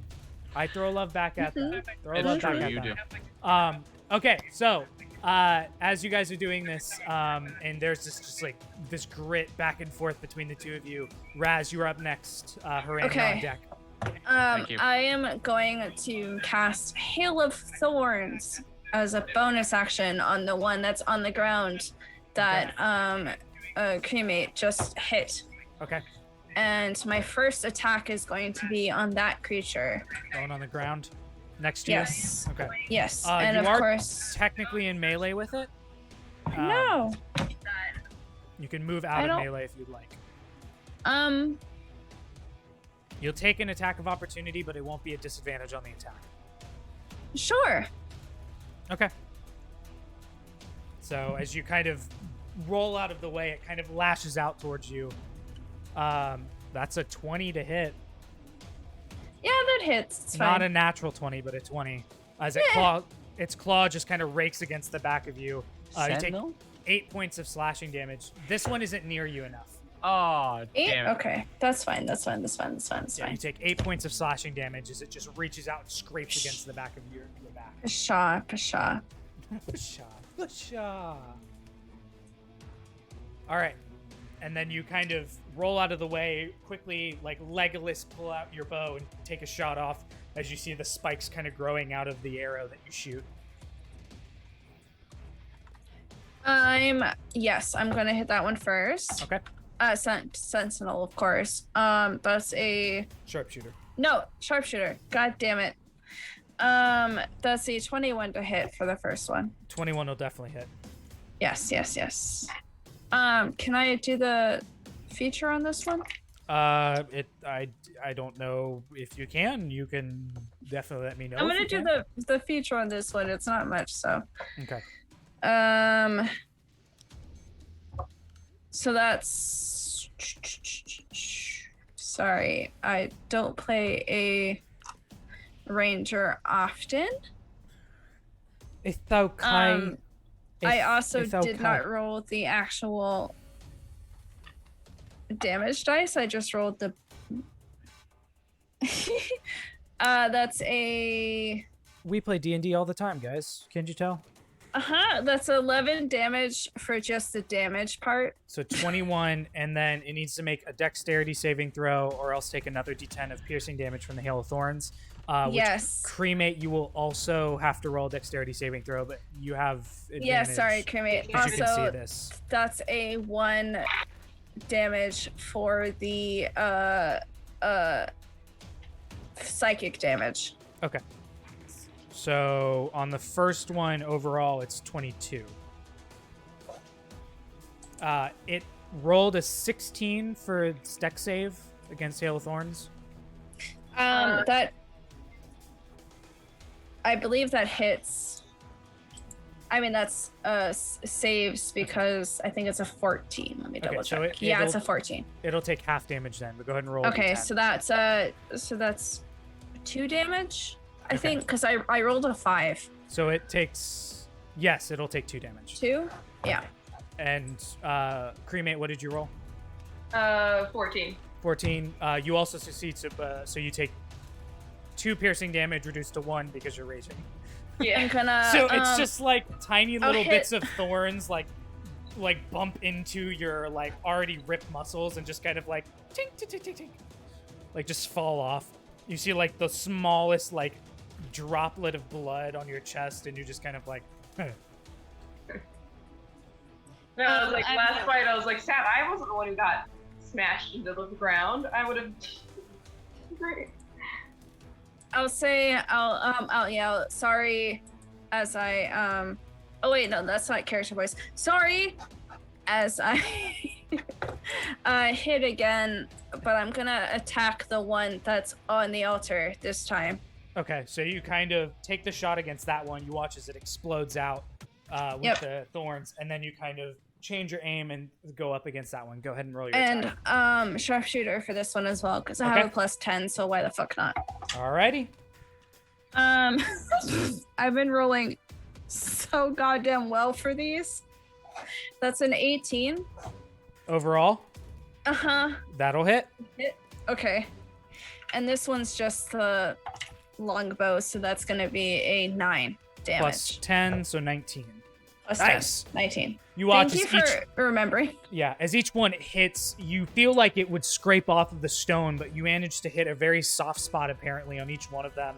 And now they have these arrows piercing out of them in areas with this kind of thick brownish blood that's just kind of seeping out of them now. Is that the end of your turn? Yep. Wait. Cool.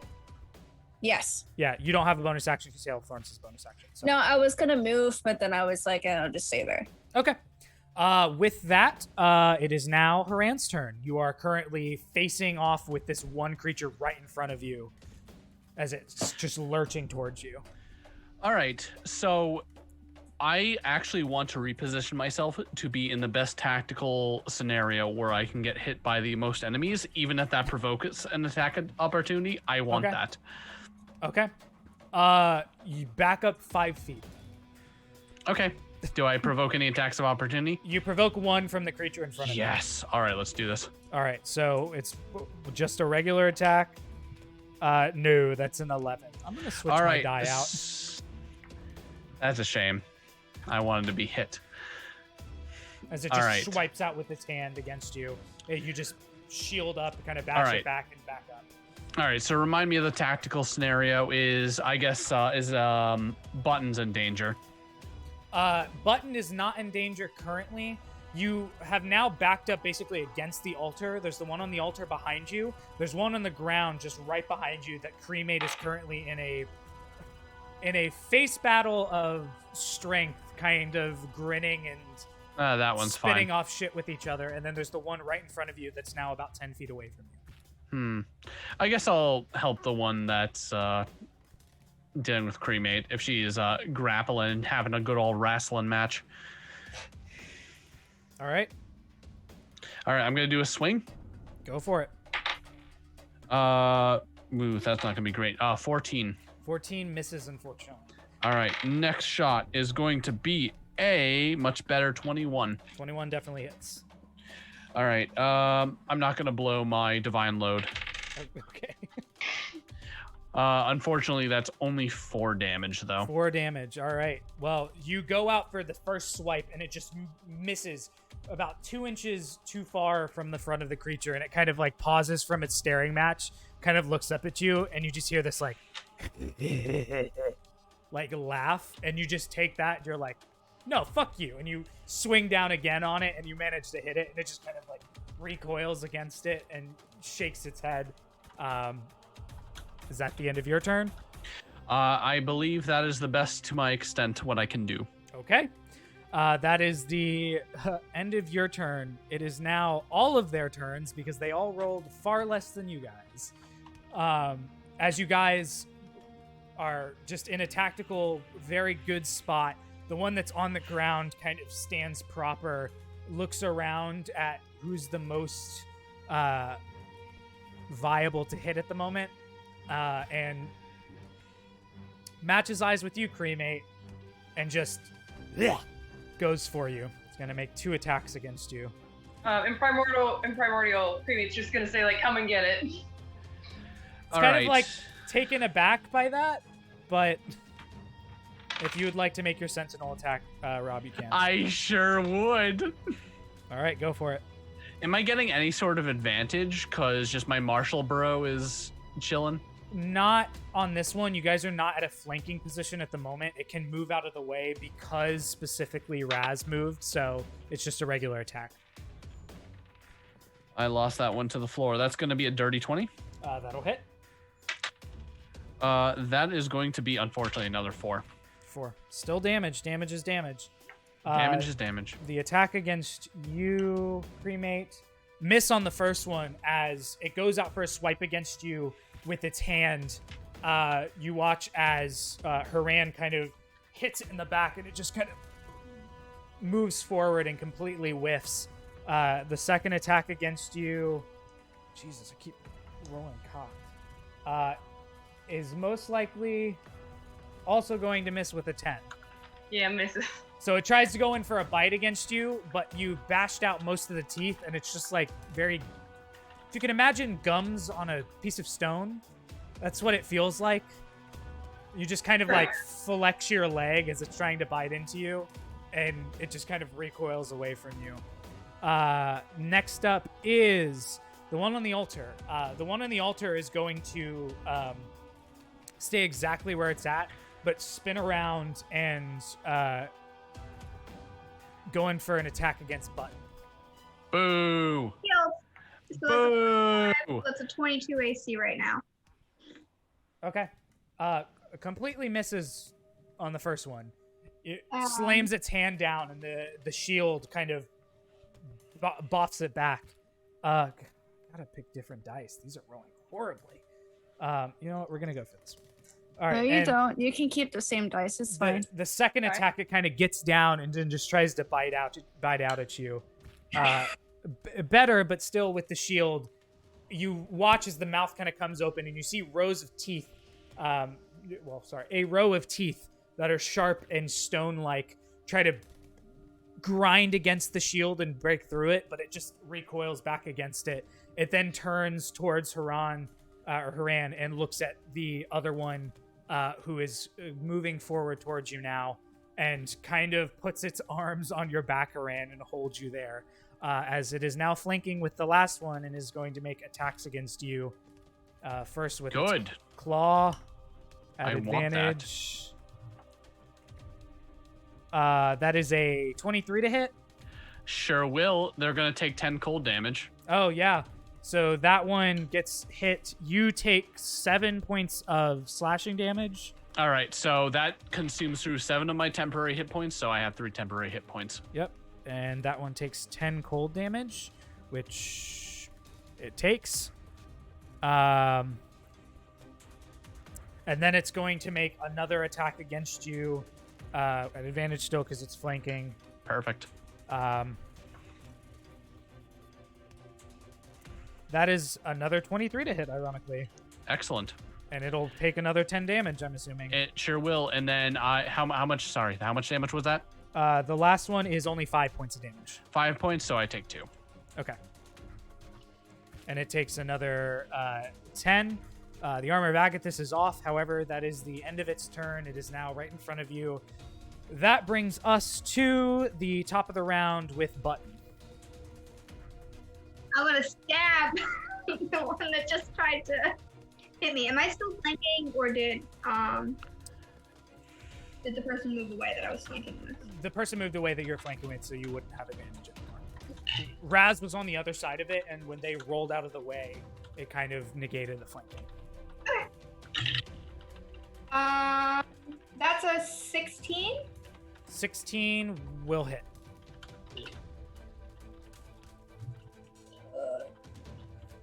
Get my dice out ahead of time. I'm sorry.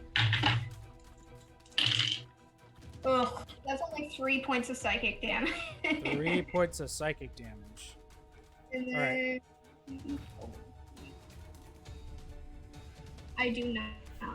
Come on. Yeah, that's it. That's it? That's it. Okay. I find it funny that you guys are messaging in the Zoom chat because I cannot see it or else it'll mess everything up. So I'm just like slowly saying, I'm like, oh, that's interesting. All right, that is the end of your turn. It's kind of recoils from the hit, but it doesn't look like it took too much damage. With that, it is now Cremate's turn. Razz, you're on deck. Yes, and now I also have my frenzy attacks. This will be 3 attacks. Yeah, one in front of me still, just... You want to reposition into a flanking position, maybe? I could, if you wanted to. Would that, like, provoke an attack of opportunity? No, there's only one near you currently. It'll just put you Okay. closer to the altar. Okay, but am I still able to attack the one that I'm currently Yes. with? Okay, sure, then I'll do that. And that's the one it'll give you advantage on, so. Great. This will hurt it a lot. Alright. That landed my lap. Okay. That is an... Let me check. I believe that's an 18 to hit. 18 will hit. And it'll be...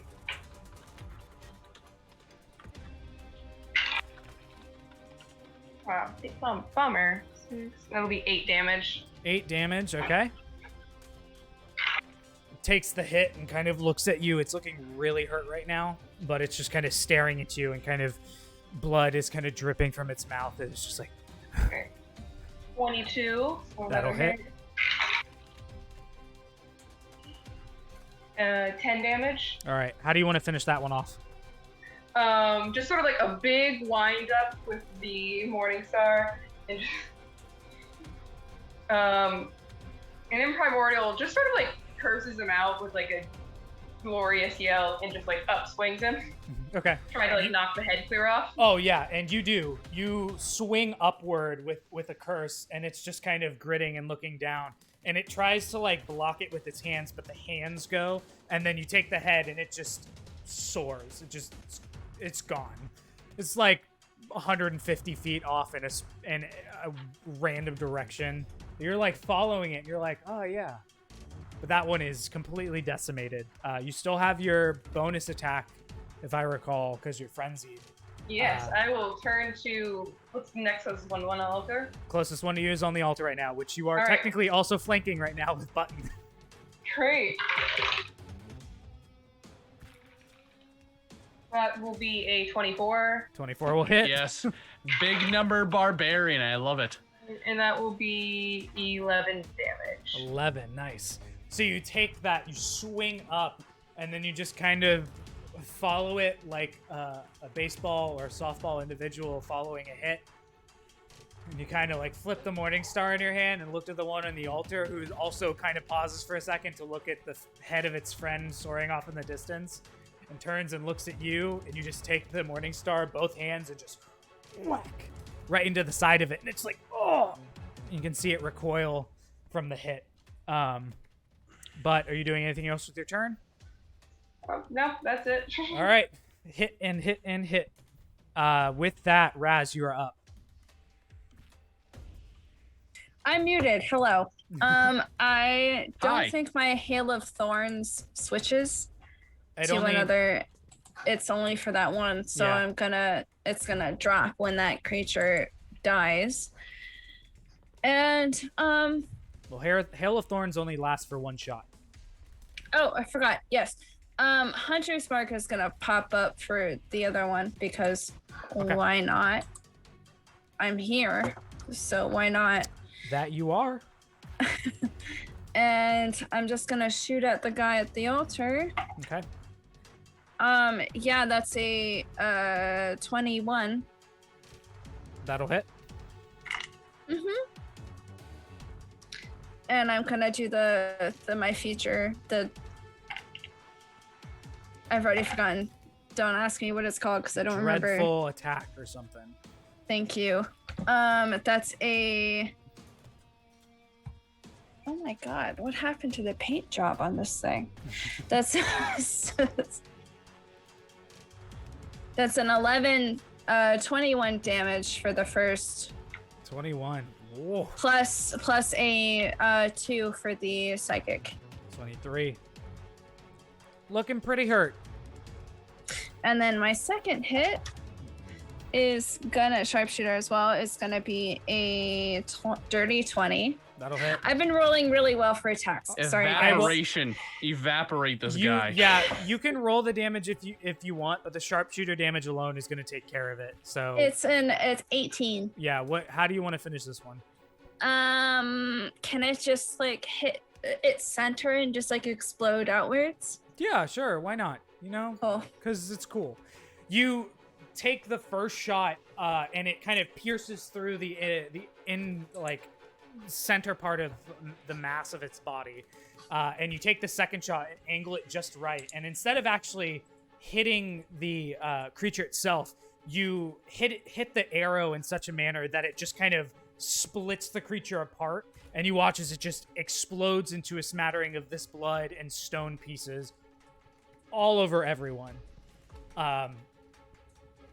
Haran, you still feel the arms on your back, and as you kind of look back, it's just like the pieces of the arm have been severed, but the hands are still on your shoulder. I think that's kind of funny. You doing anything else with your turn, Razz? Or is that it? That's bonus actions. You're gonna move. Well, my bonus action was casting Hunter's Mark. Yeah, so and you can now move that to the last one if you would. I will move that to the last one, but All right. I think. Wait, did I take 1 or 2 attacks? I think I took 2. Yeah. Yep. Okay, then that's my turn because I can't hit it. I can't attack again. So. All right, Haran, you're up. All right. So what's the tactical scenario exactly again? All of your friends are behind you, and there is this one creature left. All right. Let's take some swings. All right, go for it. All right. That's going to be a 23 to hit. 23 hits. And I'm certainly going to use I'm going to use a divine smite slot. All right, go for it. For this. So there's going to be one-handed. Unfortunately, not the greatest damage in the world. 12. 12. Okay. You slam into the side of the creature in front of you. And I'll do this again. Okay. That's going to be a 15. That will just hit. All right. I'm not going to use a divine smite. That's going to be a total of 5. Sadly. 5. Hey, 5 points of damage is damage. But you swing into the side of this thing and just kind of swing and swing into the side of it. And you watch it take the hit and kind of grasp the blade before you pull it out. And you guys are now face to face. This creature is angrily looking at you, but also kind of looking a little scared because its friends just kind of got obliterated in front of its eyes.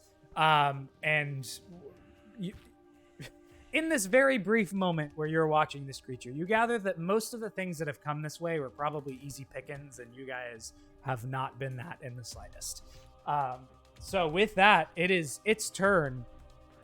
It's just gonna attempt to attack you, Haran, twice. Bring it. Let's do it. That is a 19 to hit. Certainly does.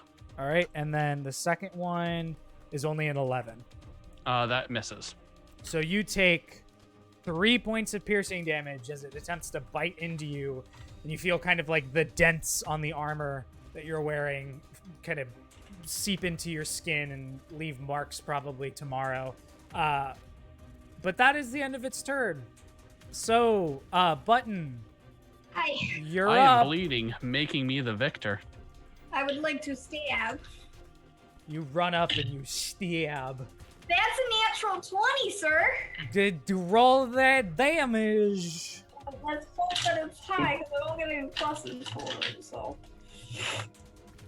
Let's hope I'm afraid of the that god in the sky.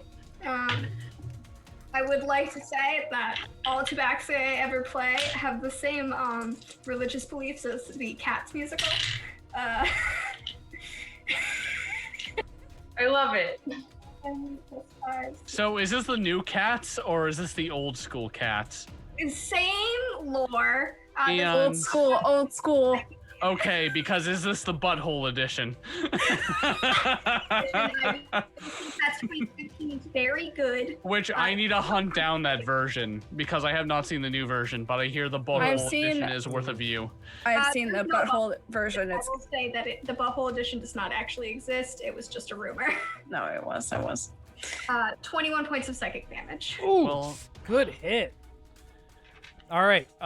So you take that attack. Is that the only thing you can do? That's the only thing I can do. Well, it's still a pretty decent hit. Cremate, you're up. I'm a. Bada. Swing, bada. Smash. Where did my D20 go? Oh my God. I'm a smash. I am a smash. Not that one.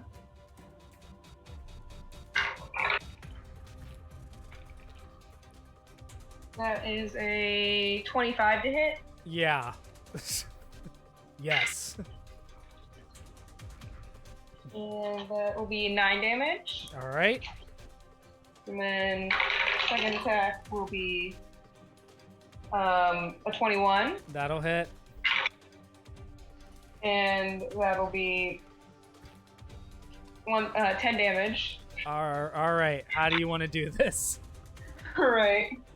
What position is it currently standing in? It's standing right in front of Haran. You kind of just walk to the side of it and like tap it on the shoulder, and it kind of looks at you with like this scared look in its eyes as you just wail into the side of it. Alright, I'm trying to think, because for some reason, what I think of like coming into the side almost is like when you pick it up with like one hand like this and just like punt it almost. Okay. Does that make sense? Yeah. You just like, Just, like, up one of the arms, just slam it into the side of it. Yeah. Okay. Yeah, absolutely. You can do that. So you,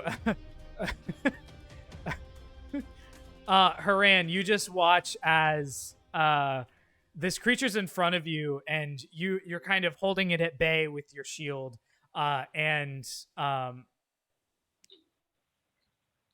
Cremate comes up and just lifts the arm of it as it kind of looks over scared and just twice slams into the side of it. And you watch it just kind of cracks on the first one and then just kind of bisects on the second one and falls down and just crumbles into stone.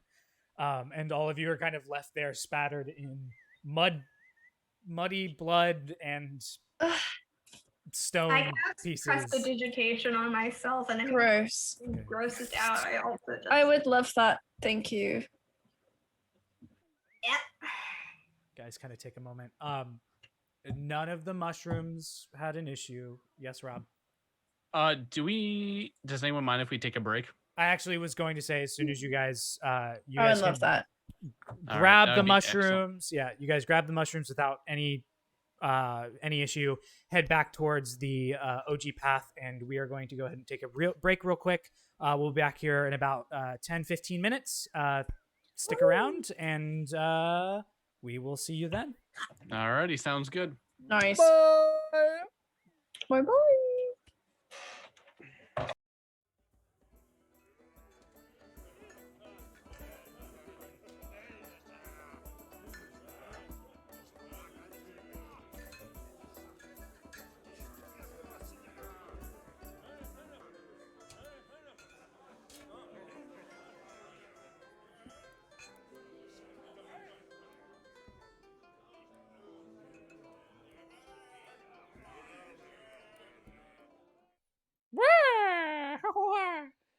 Welcome back, everyone. Thanks for sticking with us through break. We are back now.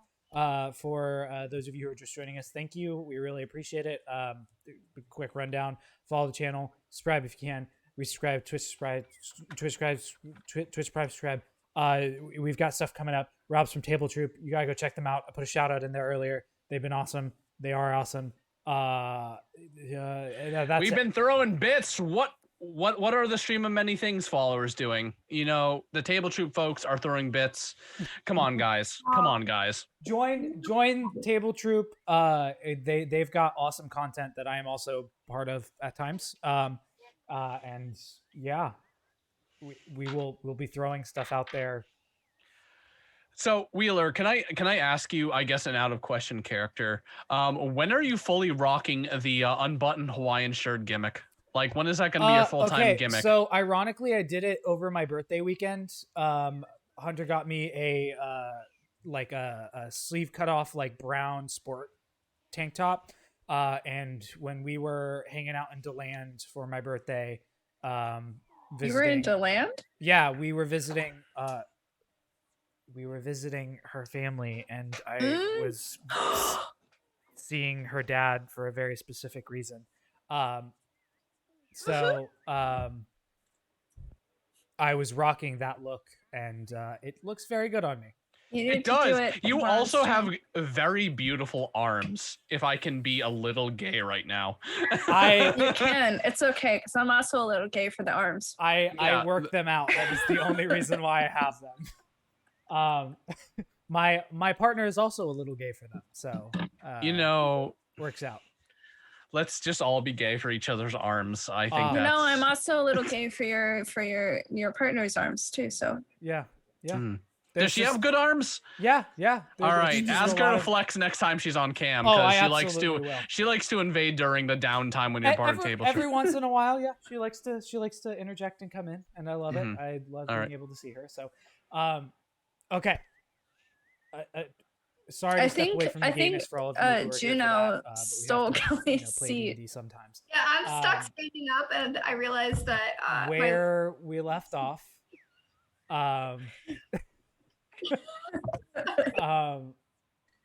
The party has just finished retrieving 2 items that will possibly help them in this final entrance into the ruins that they are trying to clear out. Both a flower that seemingly helps with anti-petrification and a mushroom that deals with able to be giving the individuals blind sight in a sense. So if there is something based off of sight, they don't have to deal with it.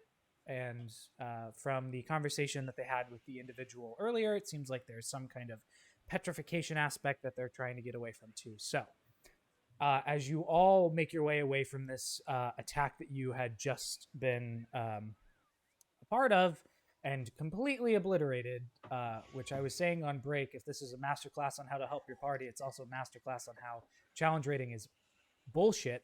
Yeah, challenge rating is the dumbest thing. It literally is made up just like the American economy. Yeah.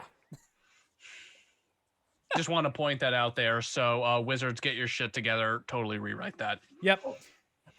So as you guys are back on the main path now, heading towards whatever lies in front of you in these ruins, there's no need to make a survival check, as there is a pathway that leads to the ruins themselves.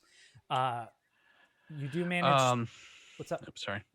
So, quick question. Is anyone hurt in the party? Or is it just me who's only taking all the damage? The tiniest, I have a wound singular. I'm 8 hit points down, so I've also taken damage. All right. Wait, who took hit points? I would love to pop a squat for a little bit. It's not that that is not my character voice. Because I got 15 points to lay on hands. I need to at least use 10 on myself, but I will give 5 to someone else who needs it. We could just take a short. Yeah, you did use 10 earlier, so if you guys would like to take a short rest, you can. I would love to. Or you could just lay on hands. That's also fine. I would love to hit the books a little bit. If we're gonna be fighting something big, I'd love to hit the books a little. All right, let's let the nerd hit the books. All right. You guys kind of get off the beaten path for a second. You can kind of see the ruins ahead of you, just right on the vision, like the edge of your vision. You can see the entranceway. There are some torch sconces that are surprisingly lit, kind of illuminating the front a little bit more, even though it's still kind of light out. It's starting to get towards that dusk aspect. You guys can roll hit die as you will. I will say, sitting down for an extended amount of time with this, The bugs do get very annoying. I will ask all of you to roll Constitution saving throws for me, as the bites are starting to get unbearable again, and not moving is not helping. Rude. That's going to be a 17 from me, sir. 22. Yep. 15. Hey. Wait, what'd you say? Constitution saving throw. I'm sorry, I wasn't paying attention. I can play D&D.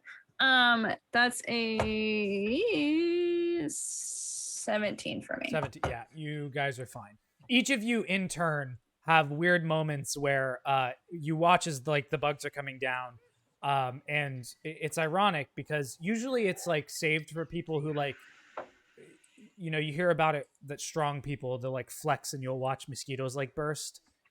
Each of you has your own kind of moment of that where you're like sitting there and you're like, these bugs are really annoying, and you just kind of flex real quick and you just hear like the faintest multiple popping sounds around you as all of these bugs just are obliterated around you. However, you do get your short rest in. You can take a short rest, get those hit dice back if you would like, for those of you who have actually been hit and damaged. I got all my hit points back. Woohoo! Yay! That arcane recovery. All right.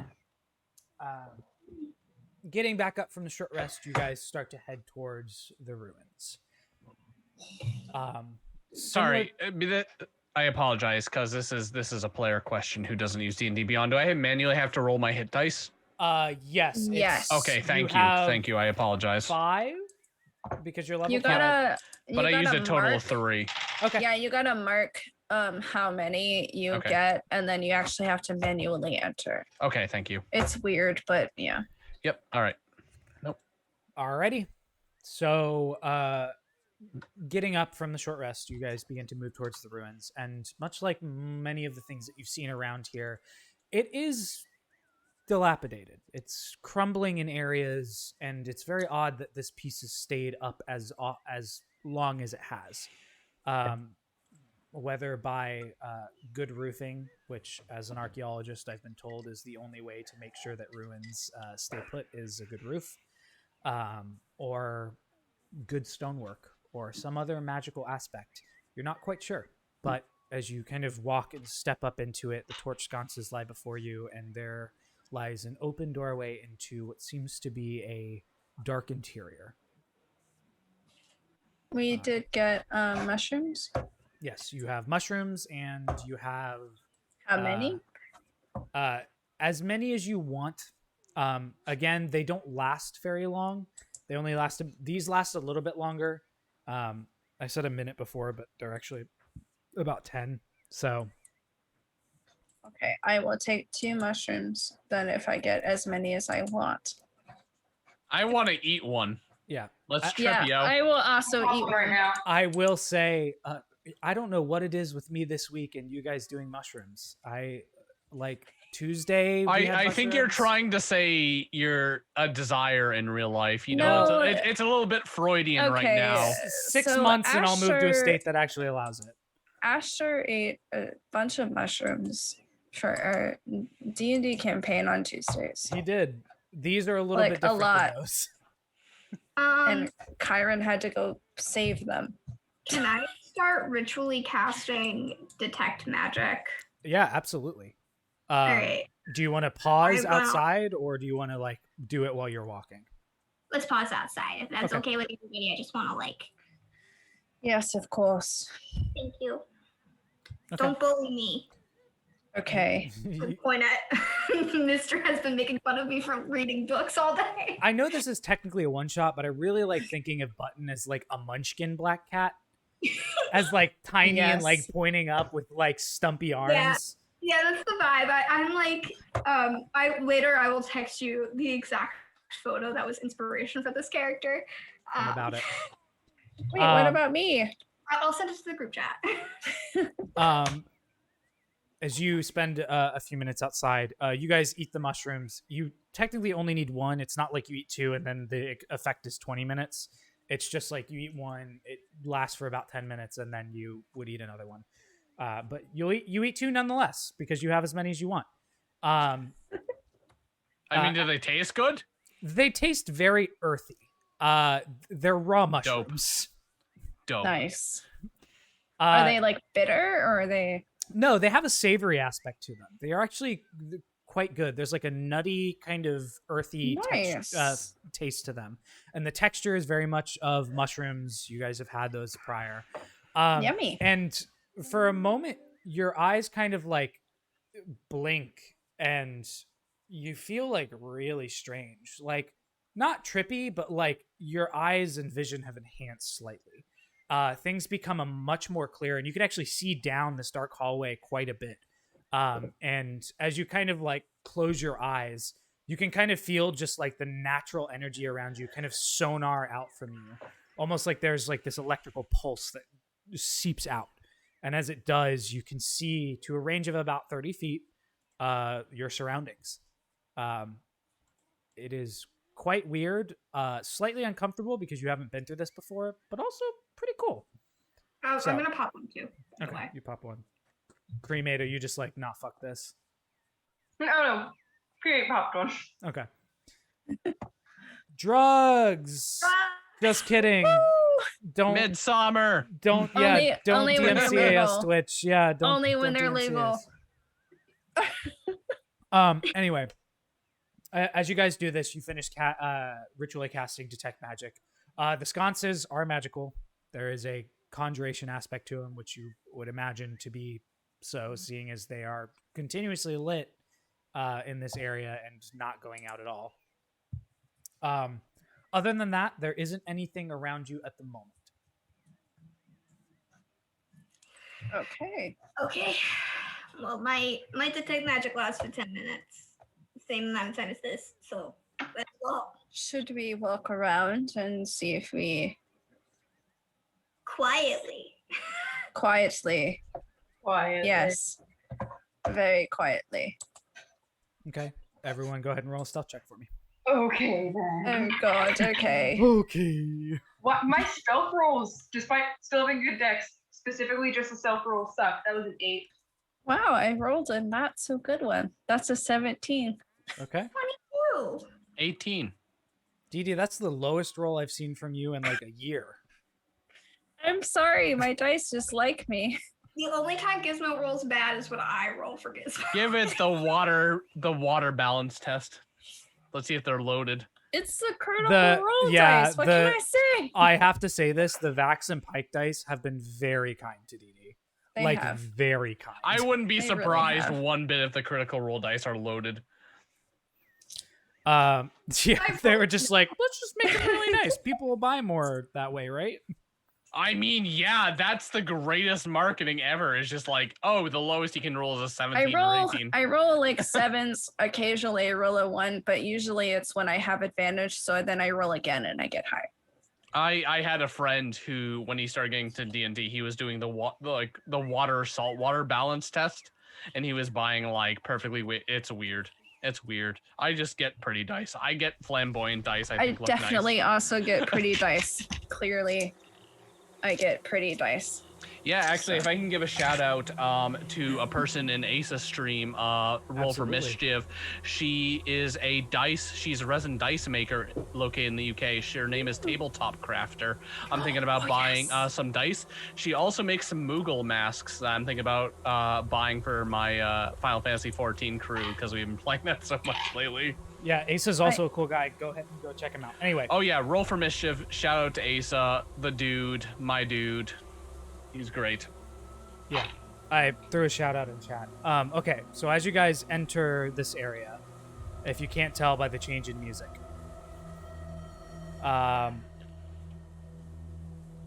you guys slowly walk into the area, quietly, or at least as quiet as you can.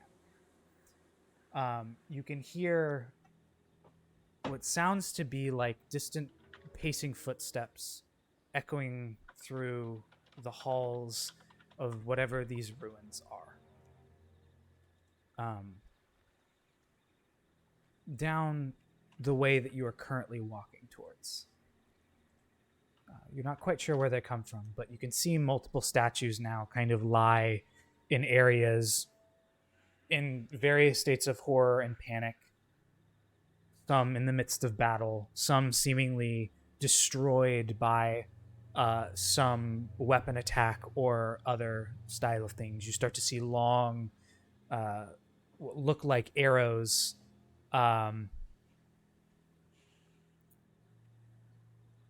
just littering the ground. As you continue to move forward, Button, how long does Detect Magic last for? I think it's like 10 minutes, right? And it's sorry, I was very distracted by the fact that my cat was trying to eat my glasses that were on the table. Okay. That's impressive. And Juno.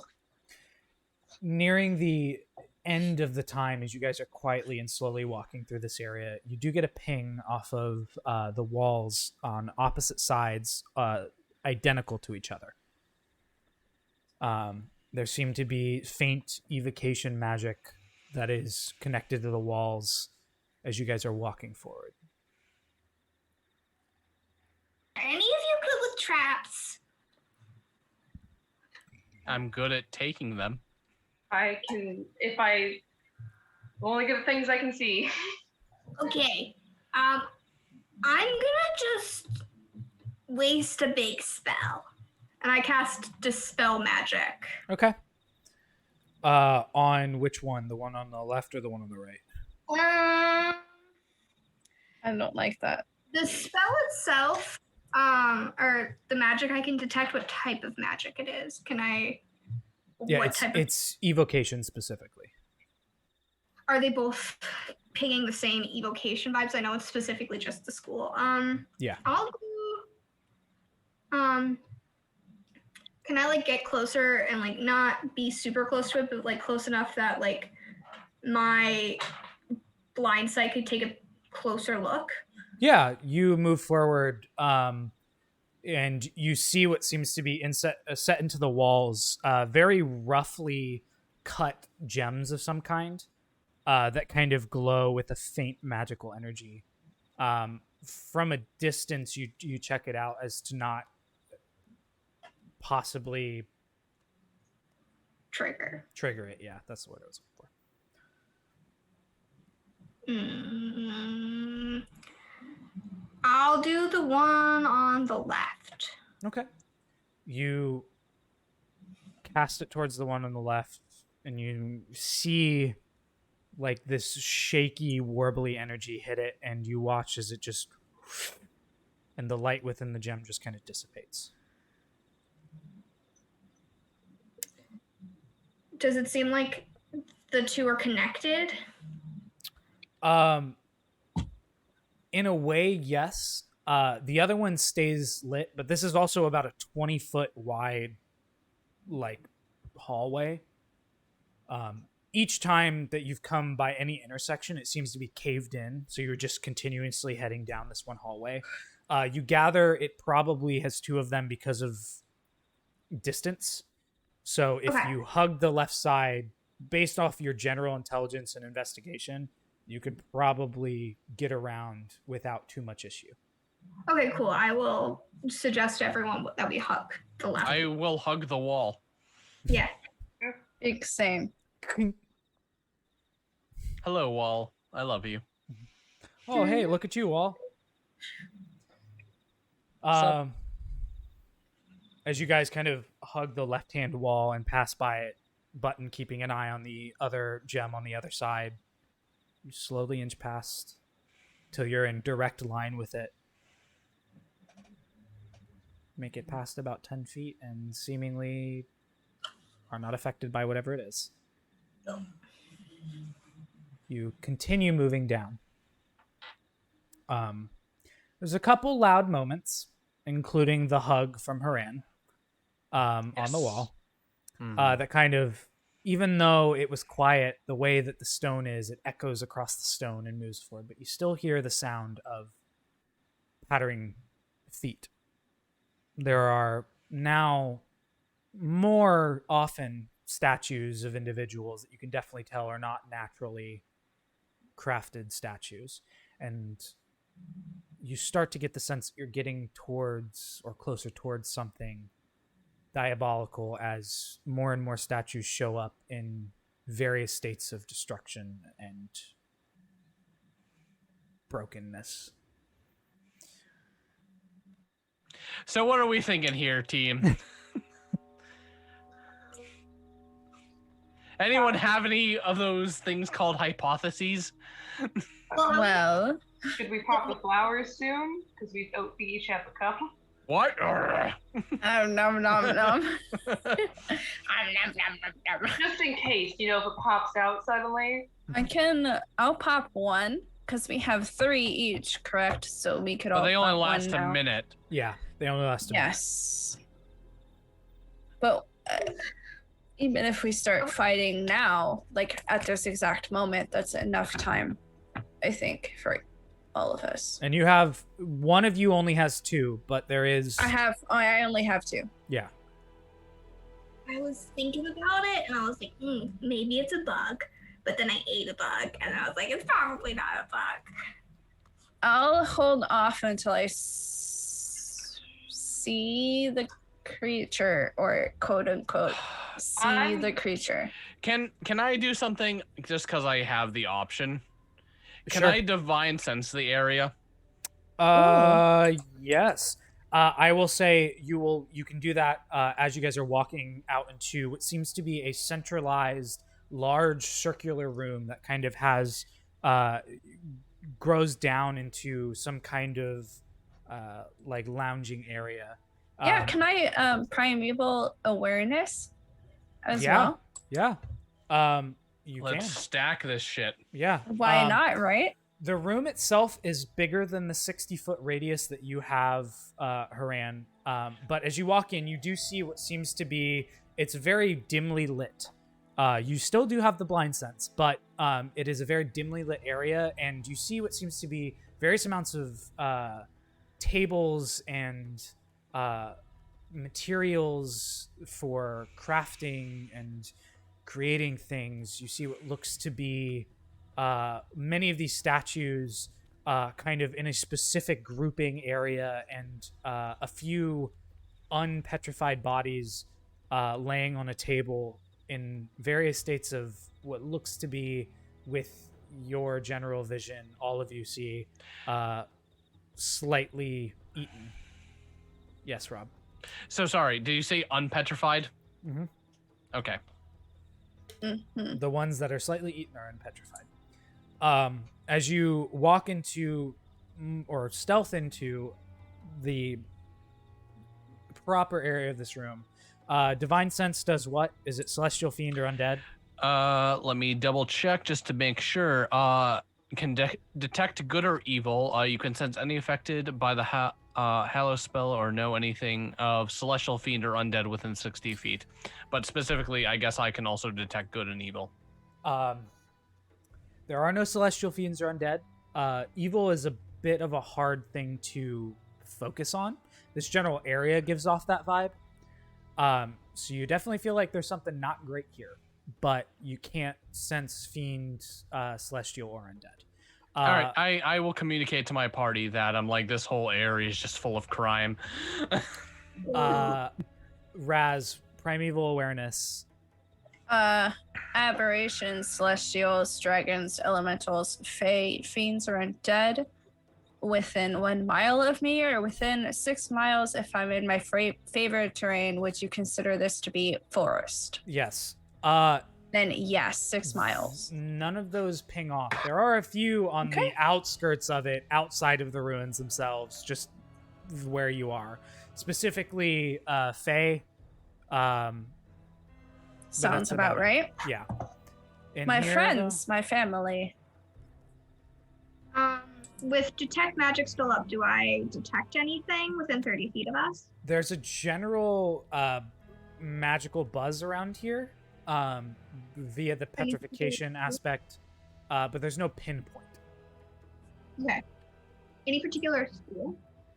No, nothing particular. It just has like, it's kind of when you think about when you get when you move your eyes back and forth and you get like those weird bits that are like stuck in your eye that you can see, kind of like that. Okay. But as you guys are kind of walking in slowly, you see statues everywhere, just kind of littering around in very weird, odd places. And as you kind of are communicating with each other, you all hear at the same time, not in your heads, but just in your ears, a voice. Yes, Rob. So clearly religion, this is not a ruins dedicated to some old deity I might have heard of. Nope. Can I make a history trick on this shit? Yeah. Go ahead. That's going to be a 18. 18? These ruins specifically, you did do some research prior to coming here, had to do with the natural order. Think like Druid Grove, but not exactly a Druid Grove. Like people who liked the natural essence of life and just kind of made a weird temple to that, but not any deity specifically. But through stone. Yes. Like earth-based. You gather from around here. But as you're thinking this and have this, there's this kind of voice that comes through. As soon as I hear a voice, I'm popping a flower. Yeah, that's what I was gonna say. Yeah. Popping a flower. As a reaction, let's eat some Yep. grass, folks. Quickly you do. And then you hear another adventuring party. Interesting. I wonder if you've come more prepared. I need everyone to roll initiative for me. That's This ain't Wheeler's shit, I'm evil Huron. voice. It's Wheeler's evil voice. However, Oh, I only rolled a we're- 5. A 10. I got all my good initiatives earlier. 40-20. It's a 21. 1 second as I try to get this done. All right. Razz, we're going to go you first. 21. Uh-huh. Cremate. 10. 10. Ooh. Button. 20. 20. Haran. A killer 5. Oof. Good old killer 5. All right. So, at the top of the round, what's your passive perception? 15? Who, me? Yeah. 16. 16. You see nothing currently. As you pop the flower and eat it, you can feel your body become like slightly more limber, almost as if like the blood's flowing a bit more easily, and you kind of feel very flexible at the moment without any hindrance of anything. But you can see nothing around the room at the moment. Like nothing at all. Nothing at all. Cool. Okay. Is there like a specific direction that the voice was coming from? Unfortunately, the echo around the room just made it nearly impossible for you to pinpoint it. You can make a perception check for your action if you would like to try and pinpoint it, but Okay. Sure, I Okay. will do that. go ahead. You said perception? Yeah. Sorry, I'm always on the wrong. Hold on. That's a 21. 21. You look around and you think you have a somewhat specific, but it's very difficult to tell. You cannot pinpoint exactly where that voice is coming from, but you think a general direction of where it might be. Okay, I'll cast Hunter's Mark at what I think. Okay. Well, I guess I have to see it, so maybe not. I'll You hold can't my Hunter's Mark save until it. I can Save it. see it. Okay. You hold it. I'll say Oh. you can hold your bonus action in this sense, even though technically you can't. But what's up, Rob? What are you drinking, actually? Me? Oh, I'm drinking Quat. It's a Kumquat beer, fruit ale made by Tampa Bay Brewing Company. It's a seasonal beverage. I've had 3 tonight. Oh, fantastic. They're only 4.1%, so it's not like that big of a deal. All right. I was just curious. Sorry, proceed with your game. You're all good. Are you going to move at all, or are you just going to stay there grouped in that area? How far away am I from what I assume is the general direction of where it is? This is a pretty big room. You're about 50 feet away. You guys have moved slightly towards the center of the room, but still. I'll stay where I am then. Okay. With that, Button, you are now up. Button's gonna move a little bit into the room, kind of try to spread out. Still, like, is there like a wall that they can hug? You can head back towards the wall. It'll use all of your movement, but you can head towards, back towards the way you came in at an angle. What's the radius of this room? What's up? What's the radius of this room? One more time, sorry. What's the radius of this room? From what you can tell at this point, it's about 80 feet. Okay, cool. I will go to the corner. Okay. Or to the side of the room, and then I am holding my action for a magic missile. Okay. As soon as I see it. Okay. At second. Okay. All right. You hold magic missile at second level. As you all are kind of standing there, just kind of waiting. Very quickly, you see near the general direction, but about 20 feet away from where your eyes were trained, you see an individual let off 2 quick shots from a bow. Rude. And there's going to be one towards Cremate and one towards you, Razz. Aw. 10 points of force damage. Yeah, as you let off the spell, the creature takes it.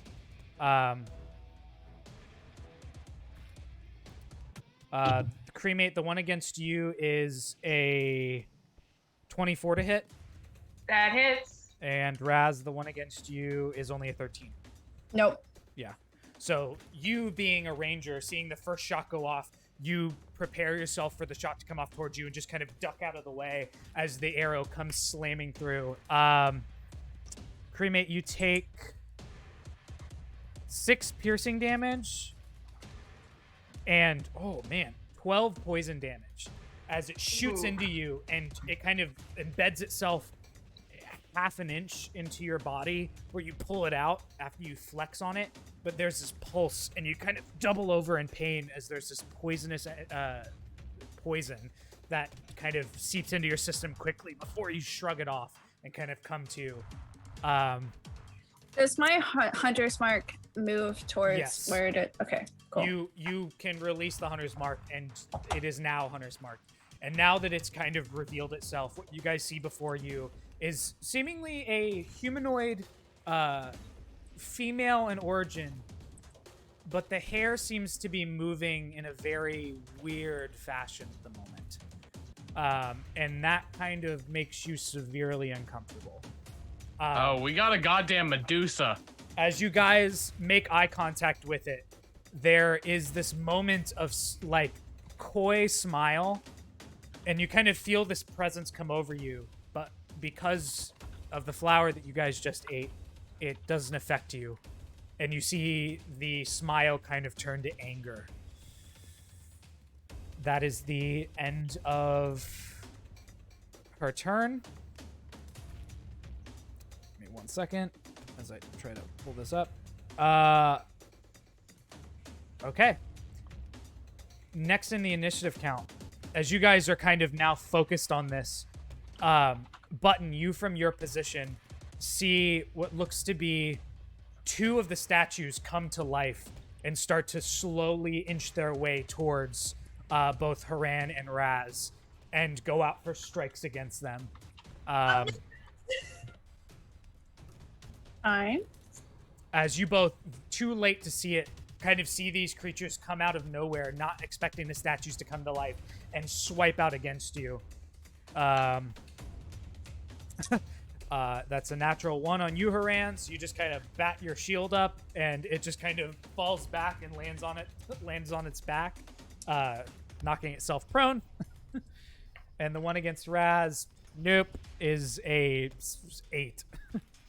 Nope. They are very slow, and as you kind of hear Button say this, you turn around and see them, and it's just like a very slow motion, like attempt to rake against you, and you just both dodge out of the way of it. Let me make sure. Yep, that is the end of their turns. Cremate, you are up with Haran on deck. All right. Haran. How far away am I from mysterious creature that shot me? From this point, you're about 100 feet away from them. Okay. Yeah, she is a distance. A distance. Yeah, even dashing wouldn't make that. And how far away from the statues that are attacking? The statues around you are pretty close. You guys are all kind of huddled together. So the ones near Haran and Razz are both within about 10 feet, one way or the other. I'm going to go and attack the. Yeah, I'm going to rage and attack the one next to Razz. All right, go for it. You kind of feeling the intense amount of anger from getting shot, go into a rage and just go for the attacks. Yeah. That is a 14 to hit the first one. 14 actually misses, unfortunately. Yeah. You go in for a strike with your Morning Star, and they are just solid stone, and you hit in between some of the spikes, and it All just right, kind of hits against it. Second one's a nat 20. That Yeah. will definitely hit. Yes. Yeah. Yes, I guess I'm going to throw the rest of the bits. I have. So, by the way, where are the stream of many things? Why is Table Troop being the group throwing all the bits? Some of tonight? us don't have money. We just spent money actually on getting Dee Dee a new mic. Yeah. Hello. This is a new mic that I just got right here. All right. Well, you know what? No Table money. Troop's got your back. That's why we do these joint streams. I'm broke. Yeah, that's also. Hey, no, I just got my tax money, so maybe I could. Cremate, what's the damage? 20. Oh, big hit. So you angrily go up for a slam, and it just takes the brunt of it and just kind of like looks at you with like this sad face. And you're just like, nope, sorry, son, fuck you. And you go in for the hit against it. And you, crack this thing. It loses one of its arms, and it is looking really fucking hurt. But you're just like kind of standing there now, and you're like getting into it. You're like, yeah. Blood pumping. Are you gonna move anymore? Or are you just gonna stay there? Just gonna stay there for now. Yeah. All right, with that, Haran, you're up.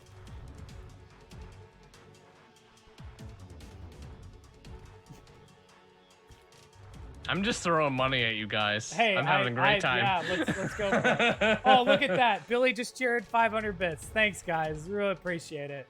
Billy, I'm just fuck gonna- you. I'm gonna outweigh you here, even though you clearly have the higher paying job. Oh my goodness. Thank you, guys. Dude, I'm Rob, having it's fun. your turn. Shit. Okay. So I guess I don't know how much you referee this as the DM. Am I allowed to strategize with my party? Yes. All right. Do you want me to take a more offensive or defensive approach to this fight? Help me. I'm just, wrecking shit. That's my. So. All right. You know what? I'm going to take a defense because honestly, between the ranger and the barbarian, we're doing pretty okay. So I'm going to use my action to cast Armor of Agathis at 2nd level on myself again. And then I want to use my movement to get in the best tactical position where I can protect my party members and also take the brunt of attacks if so needed. Okay. You are about 10 feet away from that. You can move. You'll take an attack of opportunity from this I would love to creature. take an attack of opportunity. Let's go for it. It strikes out against you. That's a 24 to hit. Good.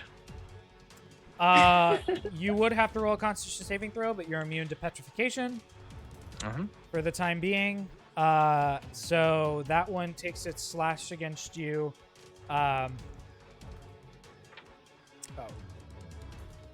And you take 12 points of slashing damage. As it All right, so my scrapes my against 10 eats that, but I take 2 damage. Okay, and it takes 10. All right. Kind of gets blasted with cold energy. As you kind of walk towards the rest of the area. That's your action. Do you have a bonus action you want to do? I'm not sure I really have any bonus actions, to be honest. I burnt all my spell slots pretty much at this point, so yeah, I'm gonna wait till I guess next turn to potentially do Okay. my final load.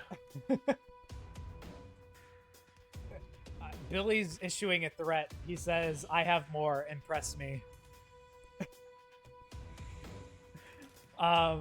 Billy, fuck you. Button, as you are standing up against the wall, kind of just releasing the magic missile, you watch as one of the stone statues next to you springs to life and tries to rake out towards you with a hand. Well, thank you. I'm gonna throw up shield. That is a 17 to hit. With shield it misses. Okay, so you just instinctually throw up a shield, and it goes in for the rake, and it's trying to move past the shield, but then just gets thrown back in like very slow motion. It is extremely slow. However, that is the end of the round, and one step closer to you losing your immunity. Razz, you are up. Finally, I'm going to attack. Whichever one. I don't care. Whoever's closest. The closest Is there only one? There's one guy close to you. However, this creature across the room is within the range of, I believe you have a longbow. Yes. Yeah, is within the range of the longbow if you wanted to make an attack against it. Okay. Sure. Hold on, let me find my dice. Give me okay, found it. That's 21 to hit. 21? Yes. You aim true, throw it out, and you watch as this individual kind of just moves a hand in front of her, and there's this wave of energy that forms before her, and the arrow splinters against it and just kind of dissipates to the side. What the fuck? Seemingly also throwing up a shield. I will attack again. Same shit. Okay. That's. Hold on, I can do math. I know how to do math. That's it's 19 to hit. 19 also misses, unfortunately, as it slams against the side of the shield again. Dang it! Thanks, Fine, thanks I for will- keeping Rob warm, Billy. I will pout. There is an intense rivalry happening in chat. Yeah, you guys are throwing. Sorry, not to like, distract from the game, but you guys are throwing tens of dollars at us right now. It's just gonna show like, oh, payouts after 3 months, next payout next month, and it's like, how did that happen? Twitch is like, what's going on here? And it's just like, we just have good friends. I mean, yeah, like, no, I'm not gonna lie. It was very nice to get my first, $150 paycheck from Twitch. It was pretty cool. It was. All right, Razz, is that the end of your turn? I'm gonna just pout angrily. I'm gonna back up as far as I can, but I think I'm already against the wall, so I'm just gonna be angry. You're gonna take an attack of opportunity as you leave. That's a Fine. 16 to hit. God damn it, that's my AC. Okay, so Give you it to me. get Give it raked. to me. You take 10 points of slashing damage as it just rakes out Fine. against you. Whatever. However, that is the end of your turn. I can't sentinel. You can. You It's can. up to you. I just want to make sure. All right, should I blow my paladin load, my final paladin load? Go for it. Yes, please All save right. me. All right, let's see what I get first. Okay, so actually, that's a nat 20. Oh, that also doubles the damage for the Divine Smite. Does it? Yes. Yeah. It's all Oh. dice damage. So that's 5d8. You can roll double the amount of dice, or you can roll the dice and double the amount. It's up to you. I like to roll dice, so that's what this game is all about. Mm-hmm. Why can't I find my d8s? Have I drank that much? No, I haven't. Okay, so I've got some right here. Do you need any? no, actually, they're being quite kind to me. So that's going to be, that's 3 dice. That's math is hard. 17 17. plus that's gonna be 32 damage. Yeah. You with the divine wrath of, I'm assuming, Tyr, Yes. this thing just turns to ash in front of you. Like, it was stone, and it just turns to ash. It wanted to do evaporates. that. Yes. All right, that's it. That's my paladin load, guys. I'm now just a normal dude. That was your reaction, and this thing is now gone. No, don't do that. There we go. Oh, there we go. Nice. All right. So Razz, that is your turn. Button, you are now up. Button is going to sneak a little bit, shadow. They're kind of keeping one of their very large, semi-omniscient eyes on the Medusa, because now that they figured out it's a spellcaster, they're like, that is a well over 20 something to hit. What are you doing? I'm using Shadow Blade to try to stab the Thing next to you? Okay. Yeah. All right, that definitely hits. Yeah, sorry, I can't bother to do math, but it was an 18 on the die. It is okay. That is 14 points of damage. 14. Nice. All right. You slash out to the side against this thing, and it reacts and recoils from it, and just kind of slowly moves back into space. Probably going to an attempt attack against you as soon as it can. Is that the end of your turn? 1 second. Let me check something. All right. Nope, that's it. Okay. You just kind of stay right there as you attack against this thing. With that, it is now the Medusa's turn. Medusa is going to pull out 2 more arrows, kind of scan across the room and see the 2 largest targets in the center of the room and go for an attack against Haran and cremate again. So the one against Haran is going to be a 14 to hit. I don't think that hits. The one against Cremate, is a 21 to hit, or 22 to hit. Sorry. That hits. Yeah. Okay. So you take 3 points of piercing damage, reduced to 1, and again also take 5 points of poison damage as that poison kind of seeps into you again. But this time you kind of just are flexing off most of the initial damage from the arrow. She kind of looks angrily and repositions herself to be more center of the room to have everyone in her eye vision, her eyesight, eye vision. I'm stupid. That brings us to the creature next to you, Haran. The statue is going to attempt to make an attack against you. You can certainly try. That is a 18 to hit. Oh, why would you do that to me, Wheeler? I thought we were friends. You take 12 points of damage. Wow, friend. Okay.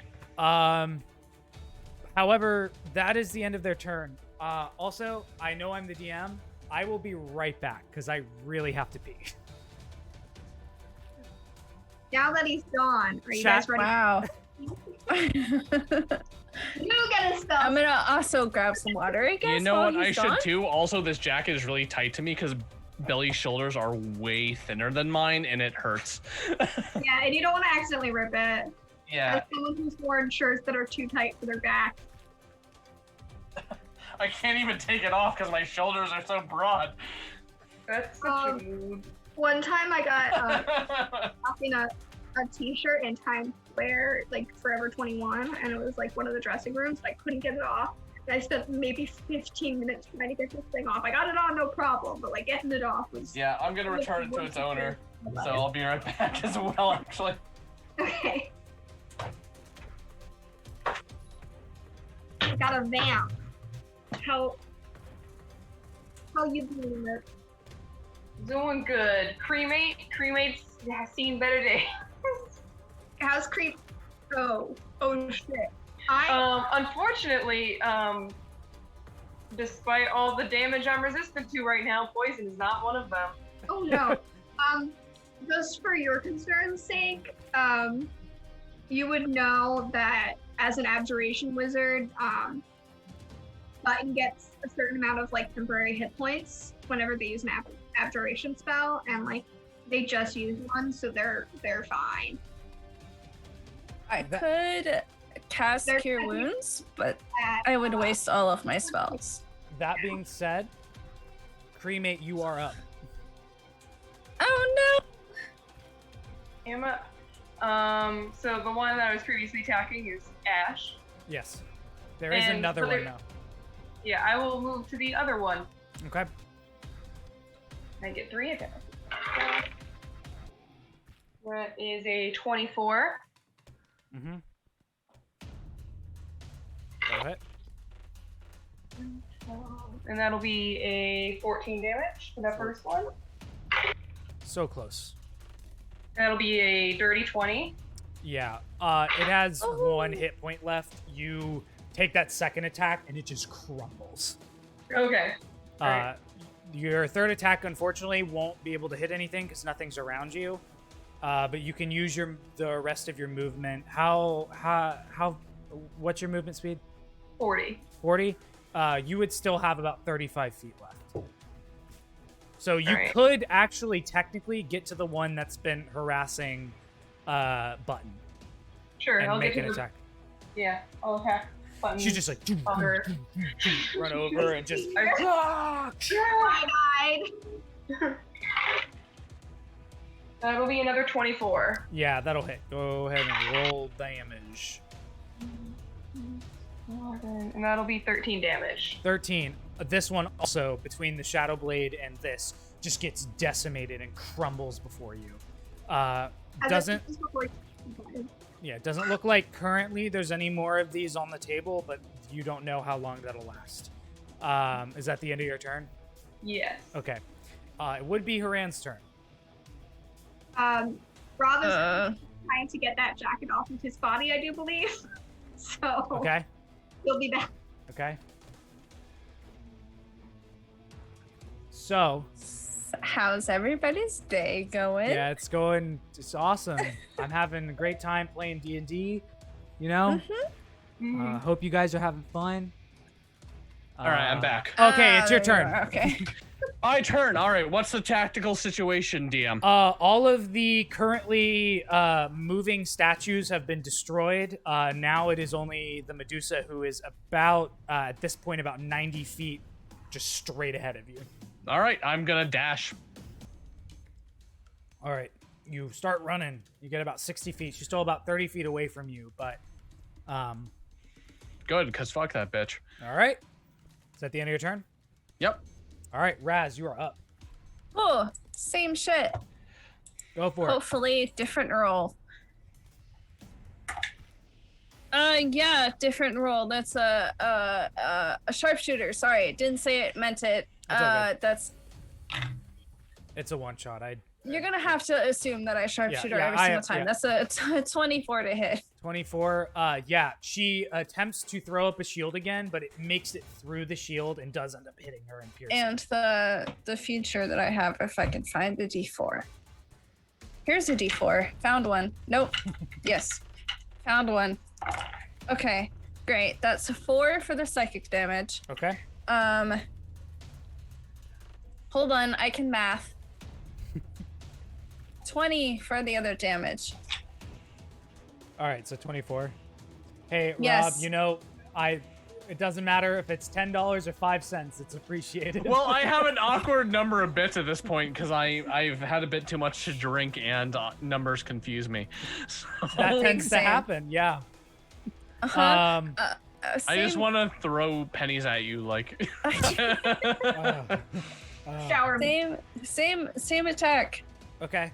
Different shit. That's hold on. 23. 23 will hit. It Cool. pierces through the shield again. She can takes both That's hits.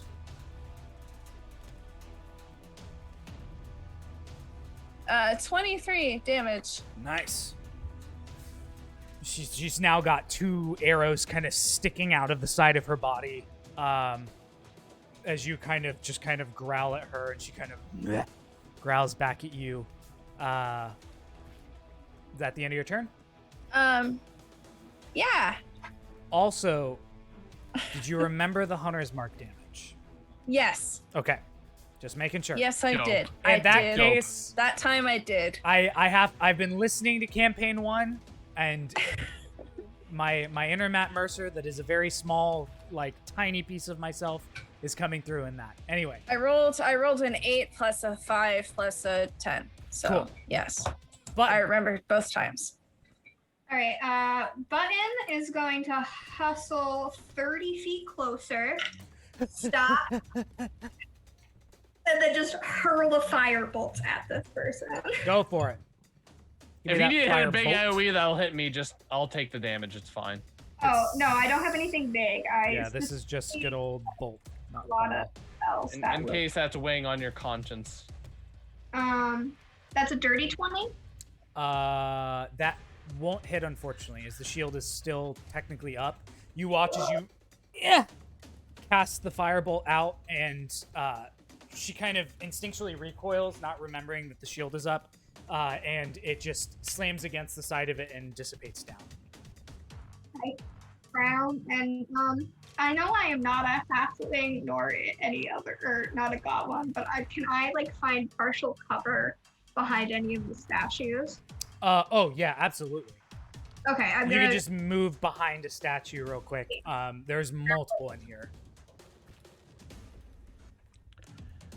All right, that's the end of your turn? Yep. Alrighty. She is going to weigh her options and instead move forward up to you, Haran. Good. Fuck that bitch.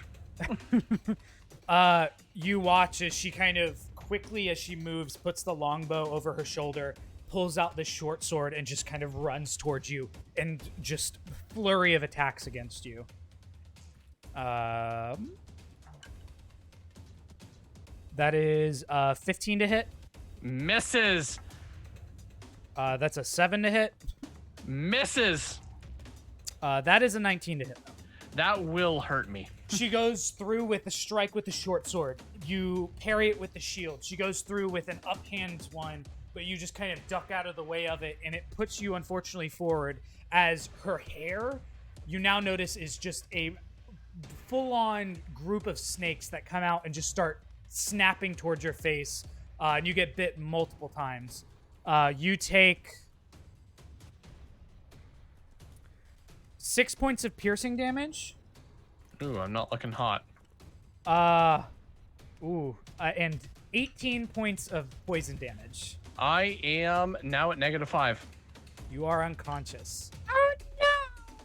You watch as Haran expertly show poses out of the way of 2 short sword attacks, and then just gets like the worst kind of multiple smooches from Snicky Snicks, the danger noodles, comes forward and just bites into the neck and face, and he just crumples to the ground. So I kind of want Oh, my last God. words before I go down is, I hope I entertained you. You just hear this, I hope I entertained you. Yeah, as he is now unconscious on the ground. Oh, However, no. that is her turn. Next in the initiative count is Creamy. All right. So if my math's correctly, so from where I am, how far away is she now? Like 60 feet? From you, I have to think about this. Hold on. You're on the edge, and she is currently 30 feet from where she was prior. I'd say about 60 feet, yeah. All right. Good. Just out of range. I will say you can dash as your action and use your bonus action as an attack because you are frenzied. Oh yeah. Okay. So yeah, I'll dash and then attack with my bonus action. Okay, so you just seeing your martial buddy fall, yeah, you go into an even more instinctual race and just swing out with the Morning Star. That is a 19. 19. Yes. Would Yes. hit. Yes. Yes. Yes. Hey, if you know, you know. And that's 10 damage. 10 damage. She's not ready for the ferocity of the hit. She kind of shrugs it off. You now see, being close up, she's got this very ornate ring that has what looks to be the small semblance of a shield on it. And as she almost instinctually goes to like throw it up into the air, she stops and just kind of smiles and kind of braces for it, but is not expecting the amount of force behind that hit. And you just slam into the side of her. And she just kind of takes it and just kind of grins at you. And just laughs. That's the end of your turn. Haran, I need you to make a death saving throw for me. All right, Billy, I hope you're watching, because I challenge you, if I make this saving throw, you have to send bits. Because we're just throwing money at you guys. This is probably the most financially successful stream you've had, like, ever. Probably.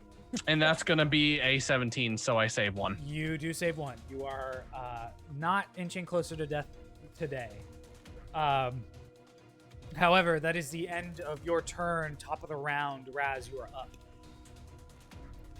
Oh, how far away is he from me?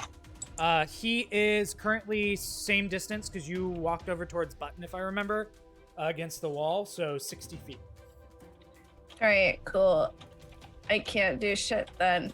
I'll start moving towards him. I'll move all my movement. And just hope he survives another round. Which is 35 feet, by the way. Yeah. And I will just do same shit this turn Okay. at Lady. That's a holy fuck. 18 plus 5, so 23. 23. I can't math. 23. Not being at all engrossed in you after taking the hit prior, she doesn't throw the shield up, and it wouldn't have mattered anyways, so your hit goes off. Oh, that's 4 psychic damage and 21 Overall. regular damage. Okay. And then second hit is a 21. That one, as the arrow sinks into the side of her, she now focuses again and looks over at you and sees the second one coming and throws the shield up, and you watch as it just splinters across of it. I'm counterspelling that. No, it's not happening. Okay. Actually, I gotta hold on. It's a spell. I can counter. Yeah, I know. I'm. Yeah, wizard fight. I think if it's from a ring, it still works, but I might be wrong. Yeah, hold on. This is weird because she's not technically casting a spell. She's using an item. I'm double checking something. I think if the spell comes out of an item, it still counts as a spell. It does, yeah. I'm just double checking because I've never had a situation like this. So as she throws up the shield, you watch as Button comes from behind and just like, eek, like throws out a counter spell, and the shot goes through. Go ahead and roll damage. Woohoo! That's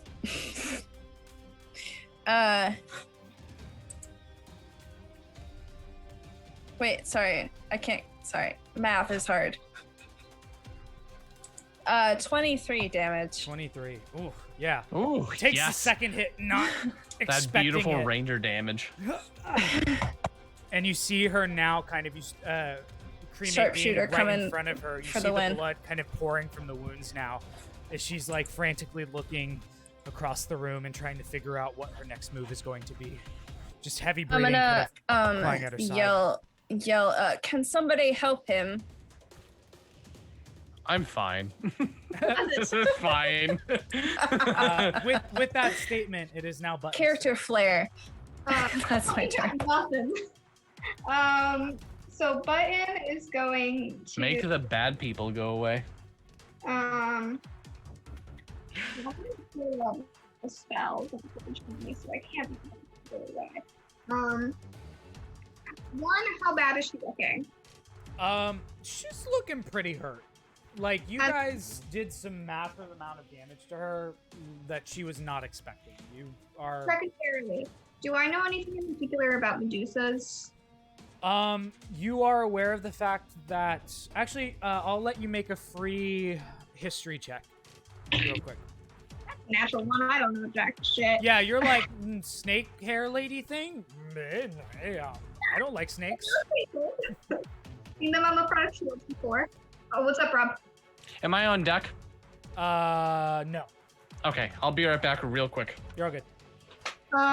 Okay, then if she's looking real bad, nah, fuck it. I'm gonna cast drop concentration on Shadowblade and instead cast Dust Devil within 5 feet of her, but not within 5 feet of Cremate. So like on the other side, What's the range on that? 60 feet. And I moved 30 feet closer and I was 90 feet away, right? I'll move closer if need be. You can move up to it. She is right at the range of it, so it will hit Cremate if you cast it. I will move a little bit closer then. You can't. You are up I against... will use my 60, I have 60 feet of movement. Oh, if that's I, right. Yeah, you're fine then. Yeah, you're So good. I'll move a bit closer, hide, or get behind cover, shoot out Dust Devil. Which is actually an interesting point of order. You probably wouldn't have been able to counterspell from where you were at. Doesn't matter. Because... Doesn't matter. It worked. Okay. Okay. I was like hoping I could be peeking out while under half cover. All right. So you need to make a DC 15 thing. Yes. It's any creature that ends its turn within 5 feet of it.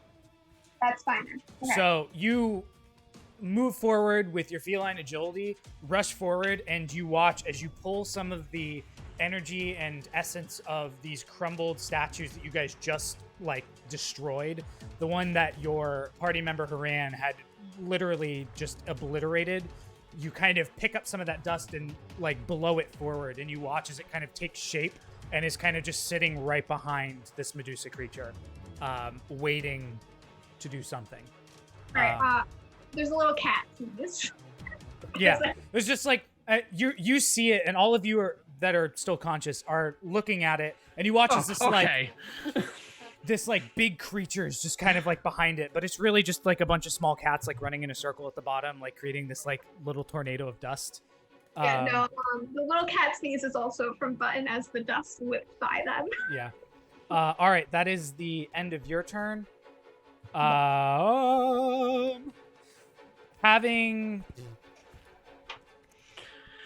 It's going to take a ranged attack against Razz and 2 attacks against Cremate. Make a strength saving throw. It hasn't ended its turn yet. Oh, It's at the end of its turn. Sorry. It's not going to move, so she will, but it's at the end of its turn. I apologize. You're all good. So she's going to attempt to just swing a short sword at you, Cremate. That is a 22 to hit. That hits. You take 7 points of piercing damage, reduced to But- 3. Okay. And then you watch as she kind of pulls the bow off of her back, pulls one of the arrows that is in her body out that she was shot with, kind of licks it, takes a shot at you, Razz. That's 10. That's a 22 to hit. Mm-hmm. So you take 3 points of piercing damage and 8 points of poison damage. And then as she's kind of down and around, the snakes kind of reach out and just try to grasp towards you, Cremate. And that is going to be, unfortunately, only a 9 to hit, which I think misses. Yeah. So you just kind of pull up the Morningstar real quick, and they like bite around the Morningstar and are trying to get at you, but can't quite get to you. However, that is the... Actually, she is going to then... She's going to move away from you. She's going to back up towards the wall and kind of get a better vantage point away from everything. So you can get attack of opportunity, Cremate, if you want. All right. Yeah, totally. Yes. Yes. Yes. Oh, that Yes. was so. That was a 19. Yes. That's a 27. 27? That'll hit. All right. Big damage. 11 damage. 11? All right. As you kind of swing out, she got... Ugh! And just is like limping still quickly, but is definitely looking really hurt. But is now about 30 feet away from you, Cremate, about 60 feet away from you, Button, and at this point, about 90 to 100 feet away from you, Razz. And at the end of Cremate's turn, or no, that's the end of her turn. Now it's your turn, Cremate. Yes, I am going to pursue her. Okay, you run towards her. Run towards her, and first one is 17. She doesn't. That'll hit actually. Oh wow, okay. Yeah, because she doesn't have any more good old shields. 9 damage for the first one. 9. All right, Beautiful. Beautiful. I like it. And that'll be 21 to hit. that'll hit. And Yes.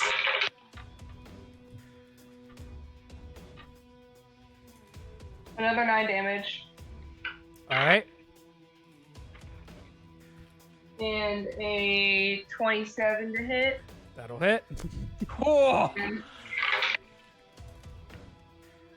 And 11 damage. All right, she is still standing, but she is looking very hurt. Haran, I need you to make a death saving throw. Ooh, that's gonna be one towards death. Oh. No! Death is nearing closer to our party member. The end of your turn, top of the round, Razz, you're up. Okay. Get her. Get her. Gotta, I guess, attack. All right, Same shit. same shit, different day. That's a 25 to hit. Yeah, I that'll don't hit. even know why I counted. Roll I your damage. seriously don't know why I counted. Sorry, trying to get all my dice out of there. That's a 3 psychic damage. Can I count? Can That's you? a 20 damage for the rest of it. Second attack, that's a 22. Yeah. Okay. I didn't know if that hit or not. I wasn't sure because you keep Evaporate saying her. no to me. So that's a 24 damage for the other one. Yeah, you didn't need the second attack. I was just having trouble Oh. closing down Sirenscape. So how do you want to do this? Sorry, I didn't know. I wouldn't have rolled otherwise. Can I she's got, does she have the like Yeah, she's got snake hair. the snake hair? Can I shoot one at the snake hair and then the second one like in the middle of her forehead? Yeah, absolutely. So, Cool. Cremate, you're like, you just took 3 attacks and slammed into her. And she's like looking down, and you watch as you just see this arrow kind of split through, and about 6 of the snakes on the head just get bisected from the hair and just fall to the ground and just start writhing. And as she kind of feels that and reacts to it, she like looks over, and before she can even see what's going on, you just see this arrow embed itself about you don't even know. You actually see it come out the other side of her head as she just sits there and is kind of shaking and writhing and kind of seizing slightly, and then just falls to the ground. Dead. And Well, from your perspective, you get the first shot off and you're like, I can't hit cremate, and you kind of try to angle it weirdly, and you're like, I hope this works, and you shoot it and it shoots through and it hits the snakes, and you watch as you kind of hold the second arrow, and just for dramatic effect, I'm gonna do this. You kind of hear your heartbeat and you get that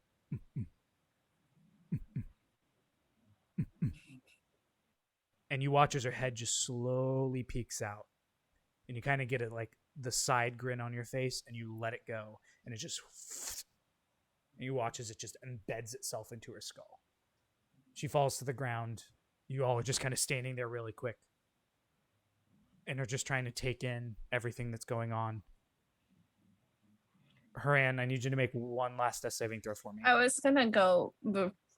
That's 15. You So succeed. So 2 successes as you rush over to Haran, who's on the ground currently, just kind I'm of. gonna cure wounds. It's All right. weird. It's weird because as showmanship as he is in like battle, he also seemingly like struck a pose as he like fainted onto the ground. It's like the most dramatic, like, oh. well, I gotta sell for my opponent. You know, I gotta make them look good. You're gonna heal 15 hit points. Haran, Oh, you geez. heal 15. I cast it at a second level. That was what I had left. Yeah, I have no idea how to act. Oh, here we go. 15 healing. All right. And with that, you guys clear this ruin. You look around to find various amounts of pieces of arcane ware, including that ring that was on her finger. You gather what things you can from here and head back to the main road. Look at each other, look around, and realize you've got one hell of a trek back to town. But with that, that is where we'll close tonight's session. Thank you guys for sticking through that. That was fun. What's up, Rob? No, I just want to say it's fantastic being a player probably after 2 years. Wheeler, you are a fantastic DM, and I praise you and your party for an absolutely amazing session. Please check out Stream Many Things. This has probably been one of the most financially successful streams for you guys. Wait, no, don't. Well, hold on. Don't check us out. Check Table Troop out. They've been literally like throwing money at us. I guess no. You got to let me know the statistics. I'm curious how much money you made tonight. I'm gonna count it up. I'm pretty sure it's close to like $70. Yeah, that does. I've at least spent like $25 to $30 on my. Yeah, I spent $199. You're welcome. I'm getting a pretty good paycheck next week, so I will throw that love back at you guys. Don't worry. So if I can be selfless, please, if anyone's a Table Troop fan watching, please follow these individuals. They are amazing. They're having so much fun. You can't see it, but even in the chat, we're having so much fun while doing all this. I also posted a link for Asa's stream, Roll for Mischief. I posted a link to one of his players, Etsy's, who's in the UK, that makes beautiful resin dice. She makes masks. She makes a lot of things. Absolutely amazing. Thinking about buying stuff myself, but I guess you can check us out, Table Troop. We have a sweet Discord, which, Dee Dee's entrance has already made drama, and we need more drama in our Discord, so. I also posted I our didn't need to socials make drama. in chat, Twitter, TikTok, Instagram. Subscribe to our YouTube channel. All of our VODs are going to be on there. This will be on there. Yes. And we really appreciate that. The monetization of YouTube does not matter at all. It's a ridiculous requirement you have to get to. We just want to make sure that you guys can keep up to date with everything. That was a lot of fun. I will be sleeping, waking up tomorrow, and then getting ready for our mini painting stream at 4:00 Eastern Standard Time tomorrow with Chris. We're going to be painting some stuff. I grabbed some Winter Wolves today, which we might be working on. Dope. Other than that, I think Friday we've got the Over the Kale Jaw Peaks next episode. Yep. Took a break. Shane is currently out of town, so that is why I took over tonight. But thank you for joining us. Again, like Rob said, please follow our channel, follow Table Troops channel. Follow Subscribe. Roll for Mischief. Yeah, follow Roll for Mischief. Send the love too. everywhere. Yeah. You know, Twitch is a team battle, and we need a full party, right? Yeah, and we're gonna raid someone. So I don't know if you guys have anyone in particular you guys raid, but I have 2 suggestions for raids. I literally just try to look for recommended channels and go for that. But if you have anyone, do that. So there's 2 people I'd recommend raiding. There's the Allium, who is Kai's little sister, who's just getting into streaming. She's streaming Minecraft. And then the other person is Brand Cutler. I don't know if anyone's a fan of AEW. AEW, but let's go. Yeah, so Brand Cutler has 95 views. He could use a little more love. He did an awesome spot where he basically chokeslammed someone onto a bunch of D4s. Kelly knows how that feels. Yeah, I stumbled on D4 during break. Can you imagine just like someone picking you up and just slamming you onto D4s though? I can't personally. Yeah. We're gonna show some love to Kai's younger sister. You said. Yeah, the Allium, if you want to, that would be great. Do you want me to send the link to you on your personal Discord? Well, actually, if you could just spell it out for me, and I will post. All right, so it's THE. Okay. ALLYUM. Okay. The Allium. So as soon as we go to the cut screen, we're gonna go ahead and raid them and spread some love. Thank you all for joining us tonight. We really appreciate it. Please check out all the people I shout out in the chat. Make sure you come and stop by tomorrow and talk to us while we play some chill beats and paint some minis. Other than that, have a wonderful night, a great rest of your weekend. And yeah, absolutely. Yeah, the start of a wonderful week. So we will see you guys next time. And I'm not going to say is it Thursday yet because it's not Thursday. So have a great night. Goodbye. Goodbye.